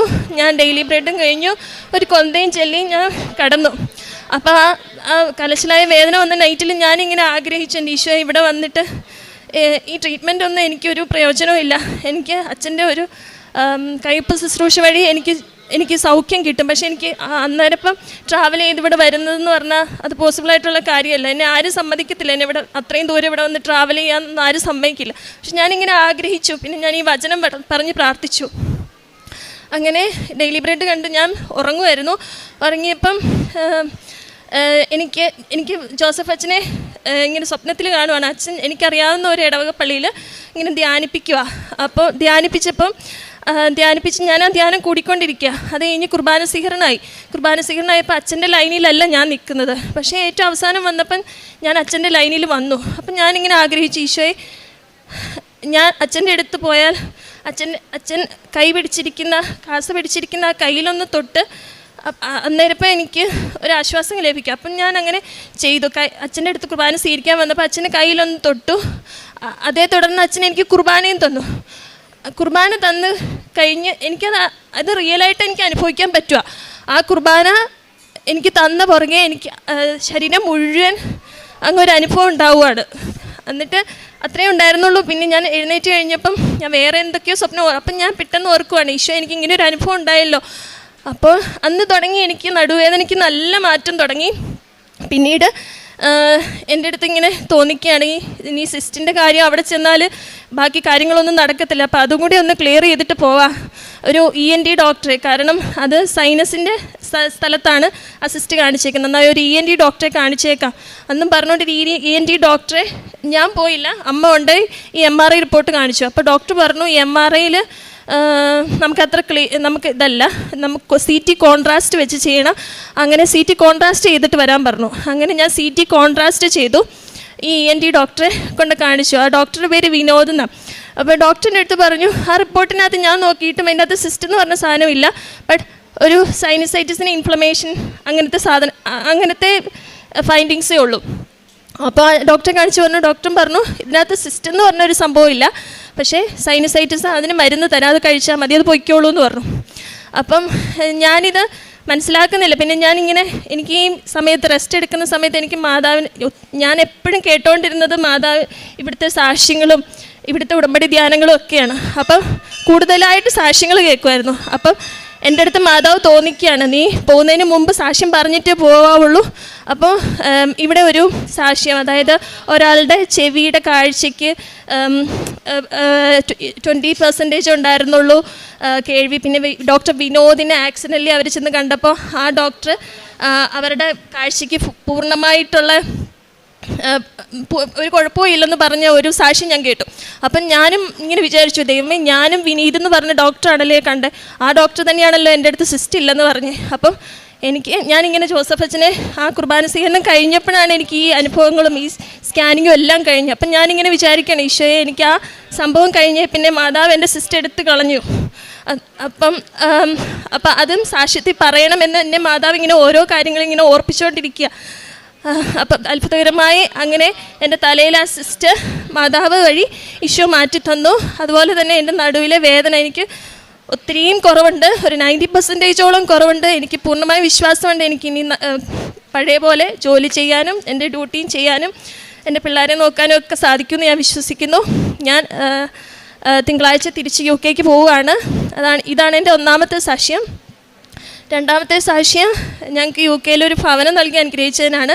2023 മുതൽ ഞങ്ങൾ അന്വേഷിക്കുന്നതാണ്. അപ്പോൾ ആദ്യം അതിനുള്ള അച്ഛൻ പറയുന്ന പോലെ not by merit but by grace. But ആദ്യത്തെ തവണ നോക്കിക്കൊണ്ടിരുന്നപ്പോൾ ഞങ്ങൾക്ക് മെറിറ്റ് എല്ലാം ഉണ്ടായിരുന്നു. ലോൺ സാങ്ഷനാണ്, വെക്കാനുള്ള ഡിപ്പോസിറ്റ് ഉണ്ട്. അന്നപ്പോൾ ഞാൻ വിചാരിച്ചു, ഈശോയെ മാതാവ് ഇതുവഴി നടത്തും, അതിനുവേണ്ടി പ്രത്യേകിച്ച് പ്രാർത്ഥിക്കേണ്ട കാര്യമൊന്നും ഇല്ല. അങ്ങനെ ഒരു വീടിന് കണ്ടു, ഇഷ്ടപ്പെട്ടു, അതിൻ്റെ പ്രോസസ്സിങ് തുടങ്ങി. അതിൻ്റെ കീ ഡിസംബർ 14 തീയതി 2023 കിട്ടുമെന്നൊക്കെ പറഞ്ഞു. ബട്ട് അവസാന ആഴ്ചയായപ്പോൾ അത് പറയുവാണ്, ഒരു പേപ്പർ സബ്മിറ്റ് ചെയ്യാത്തത് കൊണ്ട് നിങ്ങൾക്ക് ഇത് മുന്നോട്ട് പോകാൻ പറ്റത്തില്ല, ഇത് ഡ്രോപ്പ് ചെയ്യുന്നതായിരിക്കും നല്ലതെന്നൊരു ഞങ്ങളുടെ സോളിസിറ്റർ ഞങ്ങളോട് പറയുകയാണ്. അങ്ങനെ ഞങ്ങളത് ഡ്രോപ്പ് ചെയ്യേണ്ടി വന്നു. സോളിസിറ്റർക്ക് കൊടുത്ത പൈസയൊക്കെ നഷ്ടമായി. ഞങ്ങൾ ഒത്തിരി ആഗ്രഹിച്ചിരുന്നതായിരുന്നു. പക്ഷേ അതങ്ങനെ ഡ്രോപ്പ് ചെയ്യേണ്ടി വന്നു. പക്ഷെ എന്നാലും വിചാരിച്ചു മാതാവ് ഇതിലും നല്ലത് ഞങ്ങൾക്ക് തരും. അങ്ങനെ വീണ്ടും അതിനുവേണ്ടി വീണ്ടും അന്വേഷിച്ച് തുടങ്ങി. ഞാൻ ഉടമ്പടിയിൽ അതിൻ്റെ ഇടയ്ക്ക് നാട്ടിൽ വന്നു, ഉടമ്പടി പുതുക്കി, ഉടമ്പടിയിൽ ഈ കാര്യം വെച്ചു. നാട്ടിൽ വരുന്നതിന് മുമ്പ് ഒരു വീട് ഞങ്ങൾ കണ്ടിട്ടുണ്ടായിരുന്നു. അപ്പോൾ ആ വീടിൻ്റെ ഫോട്ടോ ഞാനിവിടെ കൊണ്ടുവന്നിട്ട് അവിടെ സമയ ഘടികാരം നെഞ്ചിൽ ചാർത്തിയ മാതാവുണ്ട്. ആ മാതാവിൻ്റെ അവിടെ പോയി മുത്തിച്ച് ഞാൻ പ്രാർത്ഥിച്ചു, ഈശോ ഈ വീട് ഞങ്ങൾക്കുള്ളതാണ്, ഞങ്ങൾക്ക് തരണേ എന്ന് പറഞ്ഞ് പ്രാർത്ഥിച്ചു. അതിൻ്റെ ഫലമായിട്ട് ഞങ്ങൾ ലീവ് കഴിഞ്ഞ് ചെന്നു. അതിൻ്റെ പ്രോസസ്സിംഗ് ഒക്കെ പെട്ടെന്ന് കംപ്ലീറ്റ് ആയി. അവസാനം ഇതുപോലെ വീണ്ടും ഒരു തടസ്സം ഉണ്ടാവുകയാണ്, ഒരു പേപ്പർ സബ്മിറ്റ് ചെയ്യുന്നില്ല അതിൻ്റെ ഓണർ. അപ്പോൾ ഞാനിങ്ങനെ അന്ന് ഞങ്ങളുടെ മോർഗേജിൻ്റെ വാലിഡിറ്റിയും തീരാറായി. അപ്പോൾ ഞാനിങ്ങനെ വിശുദ്ധ കുർബാന, അവിടെ ഇംഗ്ലീഷ് കുർബാന 12 മണിക്കുണ്ട്. അപ്പം ഞാൻ ആ കുർബാനയിൽ പോയി പങ്കെടുക്കുക. അപ്പം അന്ന് അച്ഛനവിടെ വായിച്ച സുവിശേഷം എന്ന് പറയുന്നത് വിശുദ്ധ ലൂക്കായുടെ സുവിശേഷം, ആ ഒരു വാക്യം മാത്രം എൻ്റെ മനസ്സിൽ പെട്ടെന്ന് തട്ടി. വിശുദ്ധ ലൂക്കായുടെ സുവിശേഷം 19 അധ്യായം 9 വാക്യം, ഇന്ന് ഈ ഭവനത്തിന് രക്ഷ കൈവന്നിരിക്കുന്നു. അപ്പോൾ ഞാനന്ന് വിശ്വസിക്കുവാണ്, ഈശോയെ ഇന്ന് എൻ്റെ കാര്യത്തിന് തീരുമാനം ഉണ്ടാകും, എന്താണെങ്കിലും ഒരു തീരുമാനമുണ്ട്. അന്ന് വീട്ടിൽ ചെന്നു. അന്ന് ഞങ്ങൾക്ക് മെയിൽ വരുവാണ്, അടുത്ത ദിവസം തന്നെ നിങ്ങൾക്ക് കീ കിട്ടും. അങ്ങനെ ഡിസംബർ 14 പ്രത്യക്ഷീകരണത്തിൻ്റെ 10ാം വാർഷികമൊക്കെ നടന്ന ആ സമയത്ത് എനിക്ക് ഭയങ്കര ഒരു ആഗ്രഹമായിരുന്നു, ഡിസംബർ 7 അല്ലേ 14, ആ സമയത്ത് 14-ന് ഞങ്ങളുടെ ഹൗസ് വാമിംഗ് ആയിരുന്നു 2024. അങ്ങനെ മാതാവ് വഴി ഈശോ ഞങ്ങൾക്ക് ഒരു നല്ല ഭവനം നൽകി അനുഗ്രഹിച്ചു. അതുപോലെ തന്നെ ആ ഭവനം ഞങ്ങൾക്കൊരു പള്ളിയുടെ അടുത്താണ് കിട്ടിയത്. ആ പള്ളിയുടെ പേര് മാതാവിൻ്റെ നാമത്തിലുള്ളൊരു പള്ളി, സെൻറ്റ് മേരീസ് ആർസി ചർച്ച്, അതിന് വോക്കബിൾ ഡിസ്റ്റൻസേ ഉണ്ടായിരുന്നുള്ളൂ. അങ്ങനെ ഒരു പള്ളിയുടെ അടുത്താണ് ആ ഭവനം കിട്ടിയിരിക്കുന്നത്. അതുപോലെ ആ ഭവനം കിട്ടിയിരിക്കുമ്പോൾ അതിന് മാതാവ് അത്രയും ലേറ്റ് ആക്കിയതിനുള്ള ഒരു കാരണം അന്നപ്പം ഞാൻ ചിന്തിച്ചെടുക്കുമായിരുന്നു. കാരണം ആദ്യത്തെ വീട് എടുത്തിരുന്നെങ്കിൽ അന്നത്തെ ഇൻട്രസ്റ്റ് റേറ്റ് എന്ന് പറയുന്നത് 6.5 ഒക്കെ ആയിരുന്നു. പക്ഷേ അത് പിന്നീട് കുറഞ്ഞു വന്ന് ഞങ്ങൾ ഈ വെയിറ്റിംഗ് ടൈമിൽ കുറഞ്ഞ് അവസാനം ഞങ്ങളുടെ പ്രോസസ്സിങ് ആയപ്പോൾ 4.5 ആയി. അതുപോലെ അങ്ങനെ മാതാവ് ഞങ്ങൾ ഒരുക്കുമായിരുന്നു, ഞങ്ങളുടെ ഡിപ്പോസിറ്റ് കൂട്ടി. അപ്പം ഈ കിട്ടിയിരിക്കുന്ന വീട്ടിൽ കുറച്ച് പണിയൊക്കെ ചെയ്യാനുണ്ടായിരുന്നു. അപ്പോൾ ആരുടെ അടുത്തൊന്നും കടമൊന്നും വാങ്ങാതെ ആ പണിയെല്ലാം ചെയ്ത് ഈ കുറഞ്ഞ ഇൻട്രസ്റ്റ് റേറ്റിൽ ഞങ്ങൾക്ക് ആ വീട് സ്വന്തമാക്കാൻ സാധിച്ചു. പിന്നീട് നമ്മൾ UK ചെന്ന് കഴിഞ്ഞപ്പോൾ നമ്മൾ സെക്കൻഡ് ഹാൻഡായിട്ടാണ് ഒരു വാഹനം വാങ്ങിക്കുന്നത്. കുറച്ച് നാളത്തേക്കാണ് വാങ്ങുന്നത്. അപ്പോൾ വീടൊക്കെ വാങ്ങിക്കഴിഞ്ഞപ്പോൾ ഞങ്ങളിങ്ങനെ ആഗ്രഹിച്ചു, ഉടമ്പടിയിൽ പ്രാർത്ഥിച്ചൊന്നുമില്ല, ഇങ്ങനെ ആഗ്രഹിച്ചു ഈശോയെ ഒരു വാഹനം കൂടെ. കാരണം ഈ പഴയ വാഹനമാകുമ്പോൾ അതിനനുസരിച്ച് നമ്മൾ അതിൻ്റെ ഇൻഷുറൻസും കാര്യങ്ങളും ഒക്കെ അടയ്ക്കണം. അപ്പോൾ ആ വാഹനം കൊടുത്തൊരു പുതിയ വാഹനമാണെന്ന് ആഗ്രഹിച്ചതേ ഉള്ളൂ. അപ്പം ഞാൻ എൻ്റെ നാത്തൂൻ, ആൾ UK ആളിവിടെ വന്നപ്പം ആളുടെ അടുത്ത് ഞാൻ ചുമ്മാ പറഞ്ഞു, മാതാവിൻ്റെ ഒരു കീച്ചെയിൻ വാങ്ങിച്ചിട്ട് വരണം, ഞാനിങ്ങനെ ഒരു സാക്ഷ്യം കേട്ടായിരുന്നു. അപ്പോൾ കീച്ചെയിൻ വാങ്ങിച്ചിട്ട് വരണം. ആൾ കീച്ചെയിൻ വാങ്ങിച്ച് എനിക്ക് കൊണ്ട് തന്നു. പിന്നീട് എന്താ നടന്നതെന്ന് അറിയത്തില്ല. ഞങ്ങൾക്ക് പെട്ടെന്ന് ഒരു തോട്ടുണ്ട്, ഞങ്ങൾക്ക് NHSന്ന് ഇങ്ങനെ ലീസോഡിൽ വാഹനം എടുക്കാം. അങ്ങനെ ഒരു വാഹനം ഞങ്ങൾക്ക് കിട്ടി. അതിൽ മാതാവ് തന്നെ തന്ന് ആ വാഹനത്തിൻ്റെ കളറ് തനി ഗ്രേ കളറാണ്. മാതാവിൻ്റെ മാധ്യസ്ഥം വഴിയാണ് ഞങ്ങൾക്ക് ആ വാഹനവും ലഭിച്ചത്. പിന്നീട് പ്രേക്ഷിത പ്രവർത്തനം എന്ന് പറഞ്ഞാൽ ഞാൻ നാത്തൂൻ ഇവിടെ വരുമ്പോഴും അല്ലെങ്കിൽ അമ്മയോടും പറയും, ഇവിടെ വന്നിട്ട് പത്രം വാങ്ങിച്ച് ആരുടെ കയ്യിലെങ്കിലും കൊടുത്തു വിടുക, അല്ലെങ്കിൽ ആരെങ്കിലും അറിയാവുന്നവർ വരുമ്പോൾ കൊടുത്തു വിടാൻ പറയും. അപ്പോൾ ആദ്യമൊക്കെ മലയാള പത്രം കൊടുത്തുകൊണ്ടിരുന്നത്. അപ്പം ഞങ്ങൾ പഴയ വീട്ടിൽ താമസിച്ചുകൊണ്ടിരുന്നപ്പോൾ അവിടെ മലയാളം കുർബാന നടക്കുന്ന പള്ളിയുണ്ട്, അപ്പോൾ അവിടെയാണ് കൊണ്ട് കൊടുത്തുകൊണ്ടിരുന്നത്. പിന്നീട് പുതിയ വീട്ടിലേക്ക് മാറിയപ്പോൾ അവിടെ ഇംഗ്ലീഷ് കുർബാന നടക്കുന്ന പള്ളിയാണ്. അപ്പോൾ ഈ ഇംഗ്ലീഷ് പത്രം വാങ്ങിച്ചു കഴിഞ്ഞ് എനിക്ക് ഭയങ്കര മടിയായി. ഈശോയെ ഈ ഇംഗ്ലീഷുകാരെന്ത് പറയും, ഞാൻ എങ്ങനെ പറഞ്ഞ് കൺവിൻസ് ചെയ്യുക അവരെ. അപ്പം ഞാൻ 2-3 പ്രാവശ്യം ഞാൻ കൊണ്ടുപോയെങ്കിലും കുർബാനയ്ക്ക് കൊണ്ടുപോയെങ്കിലും എനിക്ക് കൊടുക്കാൻ പറ്റിയില്ല, എനിക്ക് അതിനുള്ള ധൈര്യം വന്നില്ല. പിന്നീട് ഈ നടുവേദന ഇങ്ങനെ വന്നു കഴിഞ്ഞപ്പോൾ, അതാണ് ദൈവം നമുക്ക് പരീക്ഷണങ്ങൾ തരുന്നത് ദൈവത്തോട് കൂടുതൽ അടുക്കാനാണ്. അപ്പോൾ ഇങ്ങനെ നടുവേദന ഇങ്ങനെ തന്നപ്പോൾ എനിക്ക് തോന്നിക്കുകയാണ് ഈ പത്രം നീ എത്രയും പെട്ടെന്ന് കൊടുക്കണം. അപ്പോൾ ഞാൻ ആ പത്രം എടുത്തു. അന്ന് കുർബാന കഴിഞ്ഞ് ഞാനിങ്ങനെ കുർബാന കഴിഞ്ഞ് ഓരോരുത്തർ ഇറങ്ങി വരുമ്പോൾ ഞാൻ പറയുകയാണ്, I am a marine missionary, it's a part of marine a parish, it's happen in Kerala എന്ന് പറഞ്ഞ് ഞാൻ തന്നെ അറിയത്തില്ല എനിക്ക് എങ്ങനെയൊക്കെ അങ്ങനെ പറയാൻ പറ്റിയെന്ന്. അവരെല്ലാവരും ഓരോരുത്തരോട് പറയുന്ന എല്ലാവരും നിന്ന് കേൾക്കുക. അവർ പറഞ്ഞ് കേട്ട് അവർക്ക് ഞാൻ ഓരോ പത്രവും കൊടുക്കുക. അതിൻ്റെ ഇടയ്ക്ക് ഒരാൾ എൻ്റെ അടുത്ത് പറഞ്ഞു, ഞാനും എൻ്റെ മൂത്ത മകനും നിന്നാണ് കൊടുക്കുന്നത്. എൻ്റെ ഹസ്ബൻഡ് ആൾക്ക് വിശ്വാസം ഉണ്ടെങ്കിൽ അത്ര വിശ്വാസമില്ല ഉടമ്പടിയിൽ, വിശ്വാസമുണ്ട് എന്നാൽ അതിനെതിരും ഒന്നുമല്ല. പക്ഷെ ആളും ഇളയ മകനും മാറി നിൽക്കുക. അപ്പം എൻ്റെ മൂത്ത മകനുണ്ട് എൻ്റെ കൂടെ കൊടുക്കാൻ. അപ്പോൾ എൻ്റെ അടുത്ത് ഒരാൾ കൊടുത്തു കഴിഞ്ഞപ്പോൾ പുള്ളി മകനോട് പറയുകയാണ്, നിൻ്റെ അമ്മ she's A marine missionary, so take care of her എന്ന് പറഞ്ഞിട്ട് അവനോട് പറഞ്ഞ് ഏൽപ്പിക്കാം. അപ്പോൾ അതൊക്കെ കേട്ട് കഴിഞ്ഞപ്പോൾ മാതാവിൻ്റെ പ്രത്യേക ഒരു സംരക്ഷണം പെട്ടെന്ന് നമുക്ക് അനുഭവപ്പെടുന്ന ഒരു അവസരമായിരുന്നു അതൊക്കെ.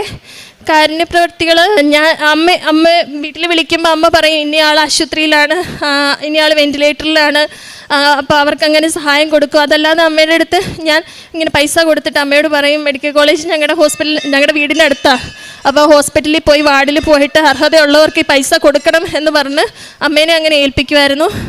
പിന്നെ ഞങ്ങളുടെ പ്രാർത്ഥനാ ജീവിതത്തിൽ, ആത്മീയ ജീവിതത്തിൽ എൻ്റെ പിള്ളേർ ദിവസേന ഞങ്ങൾ ഒരു ദിവസം പോലും പിന്നെ കുടുംബ പ്രാർത്ഥന മുടക്കിയിട്ടില്ല. ഇപ്പം എവിടെയെങ്കിലും യാത്രയിൽ പോകുകയാണെങ്കിലും ഞങ്ങൾ വണ്ടിയിലിരുന്ന് കൊന്ത എത്തിക്കാതെ കിടക്കത്തില്ല അന്നത്തെ ദിവസം. അപ്പോൾ മക്കളുണ്ടെങ്കിൽ ഞാനും മക്കളും മാത്രമേ ഉള്ളൂ. ഹസ്ബൻഡ് ഡ്യൂട്ടിക്ക് പോയിരിക്കുന്നതാണെങ്കിൽ അവരുഴപ്പം. അതുകൊണ്ട് ഞാനിവിടെ ചെയ്യുന്ന പണ്ട് തുടങ്ങി ഇവിടെ ചെറിക്കോ പ്രാർത്ഥന തുടങ്ങിയ അവസരം തൊട്ടേ ഞാൻ കുഞ്ഞു കൊച്ചിൻ്റെയിൽ ഈശോയുടെ ക്രൂശ് രൂപം കൊടുക്കും, മകൻ്റെയിൽ കൃപാസന മാതാവിൻ്റെ ഫോട്ടോ കൊടുക്കും, രൂപം കൊടുക്കും. ഞാൻ തിരിയും പിടിച്ച് ഞങ്ങൾ വീട് മുഴുവൻ ചെറിക്കോ പ്രാർത്ഥന ചൊല്ലിയാണ്, ആ രീതിയിലാണ് ഞങ്ങൾ കുർബാന ചൊല്ലിക്കൊണ്ടിരുന്നത്. കുർബാനയല്ല, കൊന്ത എത്തിച്ചുകൊണ്ടിരിക്കുന്നത്. എല്ലാ മുറിയിലും പോകും. അപ്പോൾ ആ പോകുന്ന അവസരത്തിൽ നടക്കുന്ന സമയത്ത് നമ്മൾ ഇവിടെ മാതാവിനെ എഴുന്നള്ളിച്ചുകൊണ്ട് വരുന്ന പാട്ടില്ലേ, മരിയ തായെ, ആ പാട്ട് പാടി. അപ്പോൾ എൻ്റെ മൂത്തമ്മൻ എപ്പോഴും പറയും, അമ്മേ ഈ പാട്ട് ഭയങ്കര ഇമോഷണലാണ്, എനിക്ക് ഭയങ്കര ഇമോഷണലായിട്ട് ഈ പാട്ട് തോന്നുന്നു. അപ്പോൾ അങ്ങനെയൊക്കെയാണ് ഞങ്ങളുടെ ആത്മീയ ജീവിതത്തിൽ വന്ന മാറ്റങ്ങൾ. അമ്മ മാതാവിന് ഇത്രയേറെ അനുഗ്രഹങ്ങൾ. എനിക്ക് ഉടമ്പടിയിൽ നിന്ന് പുറത്തു പോകണമെന്നേ തോന്നുന്നില്ല. നാട്ടിലെ ഇവിടെ ലീവിന് വന്നാൽ എത്ര ദിവസം ഇവിടെ വരാൻ പറ്റുമോ അത്രയും ദിവസം വരാൻ ഞാനിവിടെ ആഗ്രഹിക്കും. അപ്പോൾ എൻ്റെ അച്ഛൻ പറയും, എടി പ്രാർത്ഥനയൊക്കെ ആവശ്യമാണ്, പക്ഷേ അന്ധമായ പ്രാർത്ഥനയൊന്നും. അപ്പോൾ ഞാൻ അച്ചാച്ചനോട് പറയും, എൻ്റെ വീട്ടിൽ വരുന്നതിലും എനിക്കിഷ്ടമാണ് കൃപാസനത്തിൽ. ഇപ്പം 3 ആഴ്ചയാണ് ലീവിന് വരുന്നെങ്കിലും ആഴ്ചയിൽ ഒരു ദിവസമെങ്കിലും ഞാനിവിടെ വന്നിരിക്കും, ഒരു കൊന്ത ചെല്ലും, പ്രാർത്ഥിക്കും. അപ്പോൾ എൻ്റെ ജീവിതത്തിൽ ഇനി മുന്നോട്ട് ഈ ഉടമ്പടി ഇല്ലാതെ എനിക്കിനി മുന്നോട്ടില്ല എന്ന് ഞാൻ പൂർണ്ണമായിട്ട് വിശ്വസിക്കുകയും ഈ ഉടമ്പടി തന്നെ നിലനിൽക്കുന്നതാണ്. ഇത്രയേറെ അനുഗ്രഹങ്ങൾ തന്ന അമ്മ മാതാവിന് ഈശോയ്ക്ക് 1000 നന്ദി. ഈശോയെ ഈശോയെ സ്തുതി. വിശുദ്ധ മത്തായിയുടെ സുവിശേഷം 9-ാം അധ്യായം 21-22 തിരുവചനങ്ങൾ. യേശുവിൻ്റെ വസ്ത്രത്തിൽ ഒന്ന് സ്പർശിച്ചാൽ മാത്രം മതി, എനിക്ക് സൗഖ്യം കിട്ടും എന്ന് അവൾ ഉള്ളിൽ വിചാരിച്ചിരുന്നു. യേശു തിരിഞ്ഞ് അവളെ നോക്കി അരുളി ചെയ്തു, മകളെ ധൈര്യമായിരിക്കുക, നിൻ്റെ വിശ്വാസം നിന്നെ രക്ഷിച്ചിരിക്കുന്നു. ആ നിമിഷം മുതൽ അവൾ സൗഖ്യമുള്ളവളായി. നിധു ജോസഫ് എന്ന മകളുടെ ഉടമ്പടി ജീവിതാനുഭവ സാക്ഷ്യങ്ങളാണ് നാം ഇപ്പോൾ കേട്ടുകൊണ്ടിരുന്നത്. പ്രിയമുള്ളവരെ, ഇത് അത്ഭുതകരമായ രോഗസൗഖ്യങ്ങളുടെ, ആർക്കും തുറക്കാനാവില്ലെന്ന് കരുതുന്ന വാതിലുകൾ നമുക്ക് വേണ്ടി അമ്മ മാതാവ് സുരക്ഷിതമായി തുറന്നു തന്ന് ജീവിതത്തെ ബലപ്പെടുത്തുന്ന നാളുകളാണിത്. അതുകൊണ്ട് ജീവിത പ്രശ്നം എന്തുമാവട്ടെ, അത് അമ്മയുടെ ഉടമ്പടി പ്രകാരം ജീവിച്ചുകൊണ്ട് നമുക്കത് കൊടുക്കുവാൻ സാധിക്കുമെങ്കിൽ അമ്മ മാതാവ് ഈശോയിലൂടെ അത്ഭുതകരമായ ഇടപെടലുകൾ നമ്മുടെ ജീവിതത്തിൻ്റെ ഏതൊരു മേഖലയിലും നൽകിക്കൊണ്ടിരിക്കാം. സഹോദരി പറഞ്ഞു, ഒരു ഭവനം കിട്ടിയതിനെക്കുറിച്ച് കുറച്ചു നാളായി ആഗ്രഹിക്കുന്നു, പക്ഷേ അത് താമസിച്ചു പോകുന്നു, നീണ്ടുപോകുന്നു, ദൂരമായി പോകുന്നു. അതുകൊണ്ട് ആഗ്രഹിക്കുന്നത് പോലെ ഭവനത്തിലേക്ക് എത്തുന്നില്ല. ഉടമ്പടിയിൽ വെച്ച നിയോഗമാണ്. എന്തുകൊണ്ട് അമ്മ മാതാവ് ഈ ഒരു നിയോഗം ഇങ്ങനെ നീട്ടിക്കൊണ്ടുപോകുന്നു, ക്ലേശത്തിലാക്കുന്നുവെന്ന് പലതവണ ചോദിച്ചിട്ടുണ്ട്. മകൾ സാക്ഷ്യത്തിൻ്റെ ആ ഭവനത്തിൻ്റെ സാക്ഷ്യം പറയുമ്പോൾ അവസാനം പറയുന്നുണ്ട്, ഞങ്ങൾക്ക് ഇന്നൊരു ഭവനമുണ്ട്, അത് അമ്മ മാതാവ് തന്നെ നൽകിയതാണ്. അമ്മ മാതാവ് 2-3 തരത്തിൽ ഞങ്ങളെ അതിനെ സഹായിച്ചു.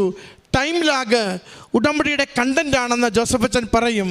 കാരണം ചില സമയദൈർഘ്യങ്ങൾ നമ്മുടെ ജീവിതത്തെ കൂടുതൽ അത് ശുഭകരമാക്കുന്നതിന്, കൂടുതൽ ഭാരങ്ങൾ എടുത്തു കളയുന്നതിന് സഹായിക്കുന്നതാണ്. സഹോദരി പറഞ്ഞു, ഒന്ന്, എൻ്റെ പള്ളിയുടെ അടുത്തേക്ക്, എൻ്റെ വീട്ടിൽ നിന്ന് വാക്കബിൾ ഡിസ്റ്റൻസിൽ എനിക്കൊരു പള്ളി എത്തുന്ന വിധത്തിൽ എനിക്കൊരു വീട് കിട്ടി. 2, 6.5% പലിശയിൽ നിന്ന് 4.5% പലിശ താഴ്ത്തിക്കൊണ്ട് എനിക്കൊരു ഭവനം കിട്ടി. 3, ഞങ്ങളുടെ ഡിപ്പോസിറ്റ് അല്പം വർദ്ധിക്കുവാനും അതുവഴി കടഭാരം കുറയ്ക്കുവാനും അമ്മ മാതാവ് ഞങ്ങളെ സഹായിച്ചു. അതുകൊണ്ട് ഒരു അനുഗ്രഹം നമുക്കൊരു പാക്കേജായി അമ്മ നൽകുമ്പോൾ ആ അനുഗ്രഹത്തിന് അമ്മ ഒത്തിരി കാര്യങ്ങൾ നമുക്ക് വേണ്ടി ആലോചന ചെയ്യുന്നുണ്ട്. നമ്മൾ കാണുന്നതിനപ്പുറം അമ്മ കാണുന്നു, നാം വിചാരപ്പെടുന്നതിനപ്പുറം അമ്മ നമുക്ക് വേണ്ടി വിചാരപ്പെടുന്നു. നമ്മുടെ ഭാരങ്ങൾ എത്രത്തോളം കുറച്ചു കൊണ്ടുവരാമോ, ജീവിതം എത്ര കണ്ട് സുരക്ഷിതമാക്കാമോ അത്ര കണ്ട് കാര്യങ്ങൾ നമ്മുടെ ജീവിതത്തോട് ചേർത്ത് അമ്മ മാതാവ് ക്രമപ്പെടുത്തുന്നു. അതുകൊണ്ടാണ് ചില സമയദൈർഘ്യങ്ങളെ പ്രതി നിങ്ങൾ സങ്കടപ്പെടരുത്. ചില സമയദൈർഘ്യങ്ങൾ ജീവിതത്തെ കൂടുതൽ മനോഹരമാക്കുവാൻ, ബലവത്താക്കുവാൻ വേണ്ടി ദൈവം അമ്മ മാതാവ് ഈശോ അനുവദിച്ചു തരുന്നതാണെന്ന് വിശ്വസിക്കുവാൻ പറ്റണം. മറ്റൊന്നൊരു വാഹനത്തെക്കുറിച്ചാണ് സഹോദരി സൂചിപ്പിച്ചത്. വാഹനത്തെക്കുറിച്ച് ആഗ്രഹിച്ചു, പക്ഷേ അത് എടുക്കുവാൻ പറ്റുമോ എന്നൊന്നും അറിയുന്നില്ല. അമ്മയോട് ഈ നിയോഗം വെച്ചിരുന്നു. എന്നാൽ സഹോദരി പറയുന്നുണ്ട്, എങ്ങനെയെന്ന് പോലും അറിയാതെ അമ്മ മാതാവിൻ്റെ അതേ നിറമുള്ള ഒരു വാഹനം ഇന്ന് പുതിയത് ഞങ്ങളുടെ കുടുംബത്തിലുണ്ട്. അങ്ങനെ അമ്മ മാതാവിനോട് ചേർന്നുള്ള ജീവിതം അമ്മ മാതാവ് സുരക്ഷിതമാക്കി കൂടുതൽ സന്തോഷത്തിൽ, സമാധാനത്തിൽ, ദൈവചൈതന്യത്തിൽ നമ്മൾ നിരന്തരം മുൻപോട്ട് നയിച്ചു കൊണ്ടിരിക്കും. സഹോദരി പറയുന്നുണ്ട്, 3 ആഴ്ചയുടെ അവധിക്കാണ് UK നിന്ന് നാട്ടിൽ വരുന്നതെങ്കിലും ആഴ്ചയിൽ ഒരു ദിവസം അമ്മയുടെ അരികിൽ വന്ന് ഒരു ജപമാല ചൊല്ലി ഇത്തിരി നേരം ഇരുന്ന് പ്രാർത്ഥിച്ചു പോകുന്നതാണ് എനിക്ക് ഏറ്റവും വലിയ സന്തോഷമെന്ന്. അതൊരു ആറ്റിറ്റ്യൂഡാണ്.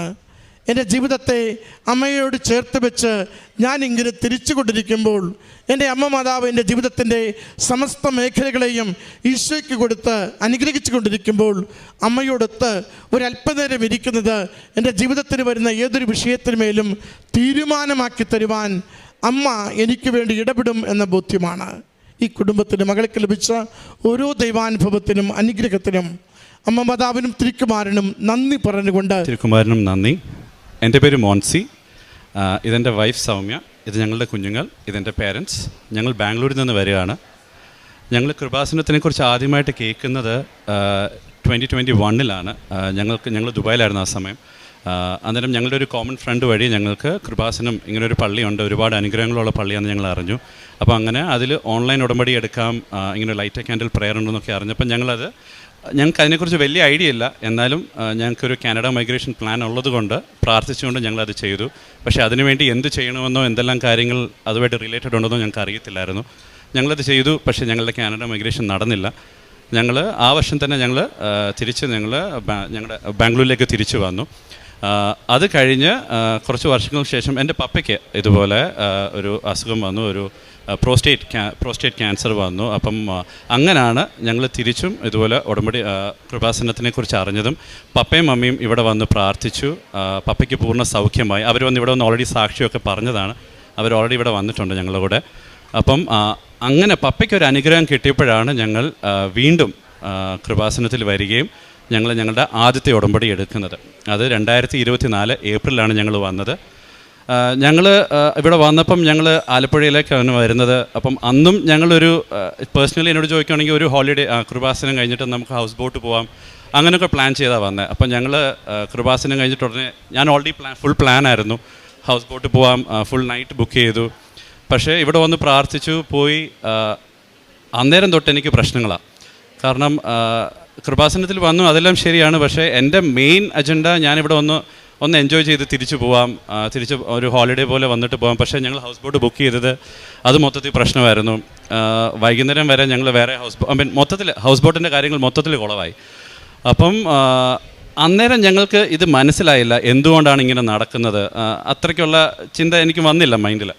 അപ്പം ഞങ്ങളത് ഉടമ്പടി എടുത്ത് ഞങ്ങൾ തിരിച്ച് ബാംഗ്ലൂരിൽ പോയി. ആദ്യത്തെ ഉടമ്പടിയാണ്, എന്തെല്ലാം ചെയ്യണമെന്നുള്ളത് വലിയ ക്ലിയർ അല്ല.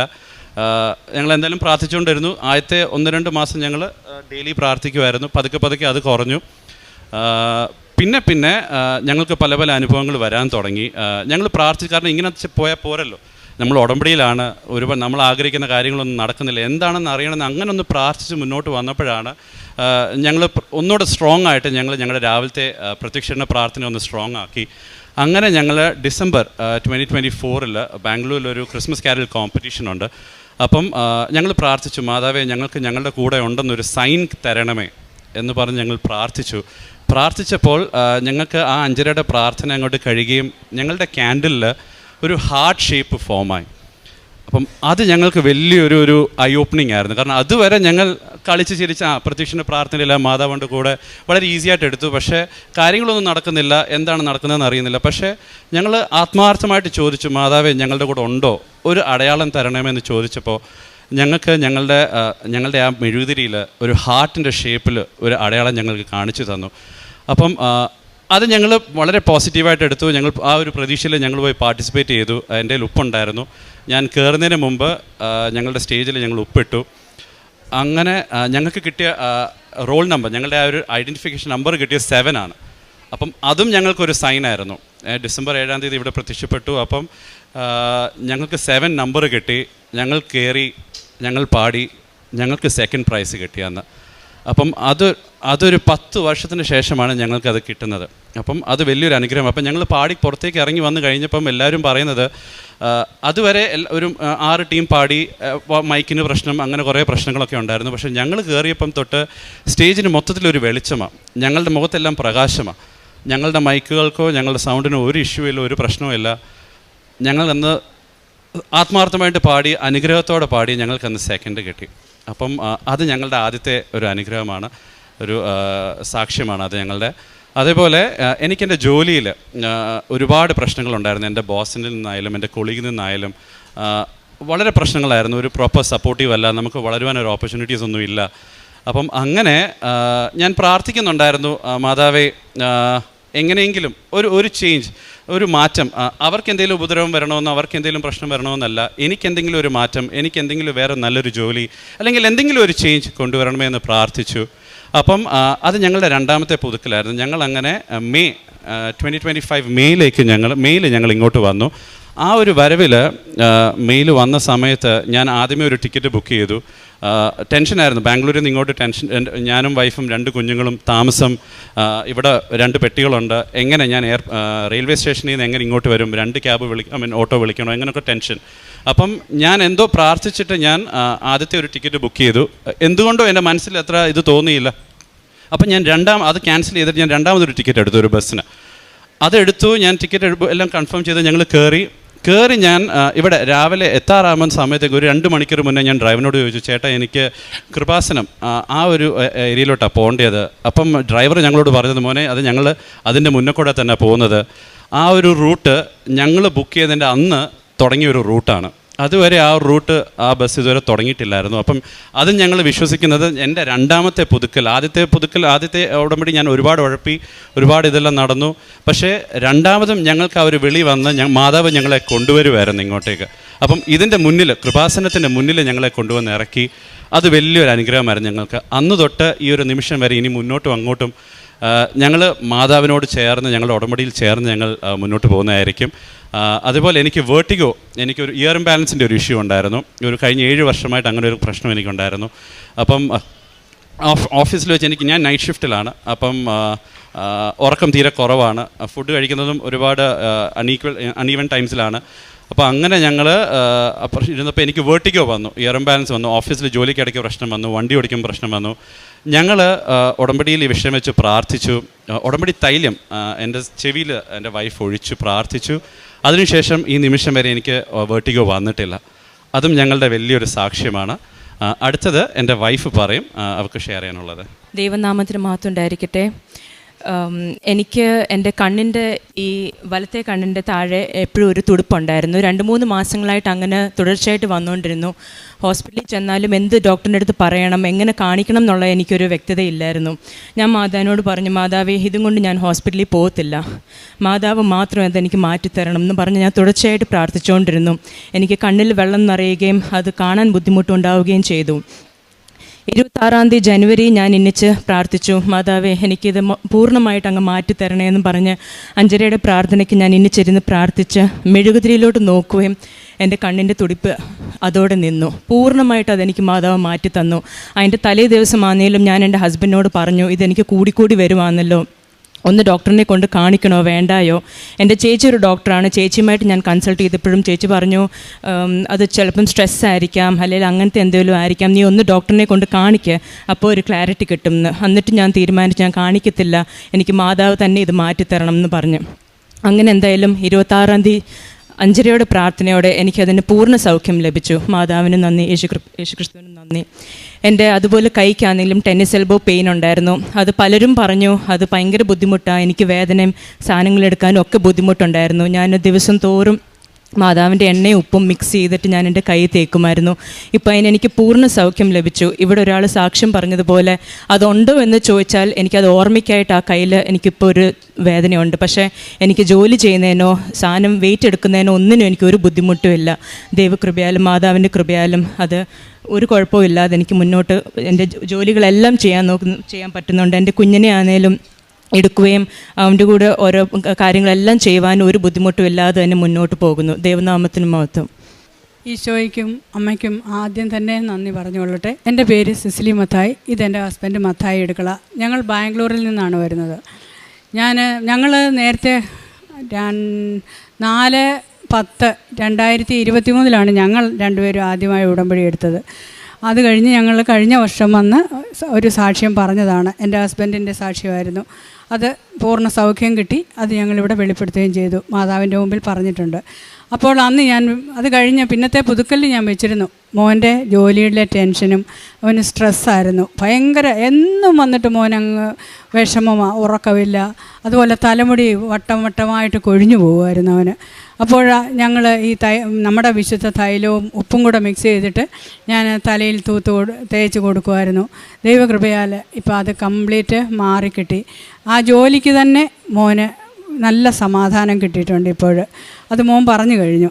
അതുപോലെ പിന്നെ മോൻ അന്ന് വരാഞ്ഞതുകൊണ്ടാണ് ഞാൻ അന്ന് സാക്ഷ്യം പറയാൻ പറ്റാതിരുന്നത്. മോൻ വന്നതുകൊണ്ടാണ് ഇപ്പോൾ ഞാനത് പറയുന്നത്. അതുപോലെ തന്നെ ഞങ്ങൾക്ക് കഴിഞ്ഞ വർഷത്തെ ജപമാല റാലിയിൽ പങ്കെടുക്കണമെന്ന് വലിയ ആഗ്രഹമായിരുന്നു.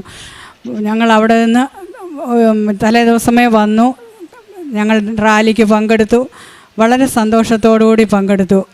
അത്രയും നടക്കാൻ പറ്റുമെന്നൊന്നും അറിയുന്നില്ലായിരുന്നു. പക്ഷേ ദൈവകൃപയാൽ മാതാവ് ഞങ്ങൾക്ക് ഒരാപത്തും വരുത്താതെ ഞങ്ങളെ കൊണ്ടുപോയി. അതിനുശേഷം ഞങ്ങൾ തിരികെ ബാംഗ്ലൂരിലെത്തി. ഒരാഴ്ച കഴിഞ്ഞപ്പോൾ എൻ്റെ കാല് നിലത്ത് കുത്താൻ വയ്യ.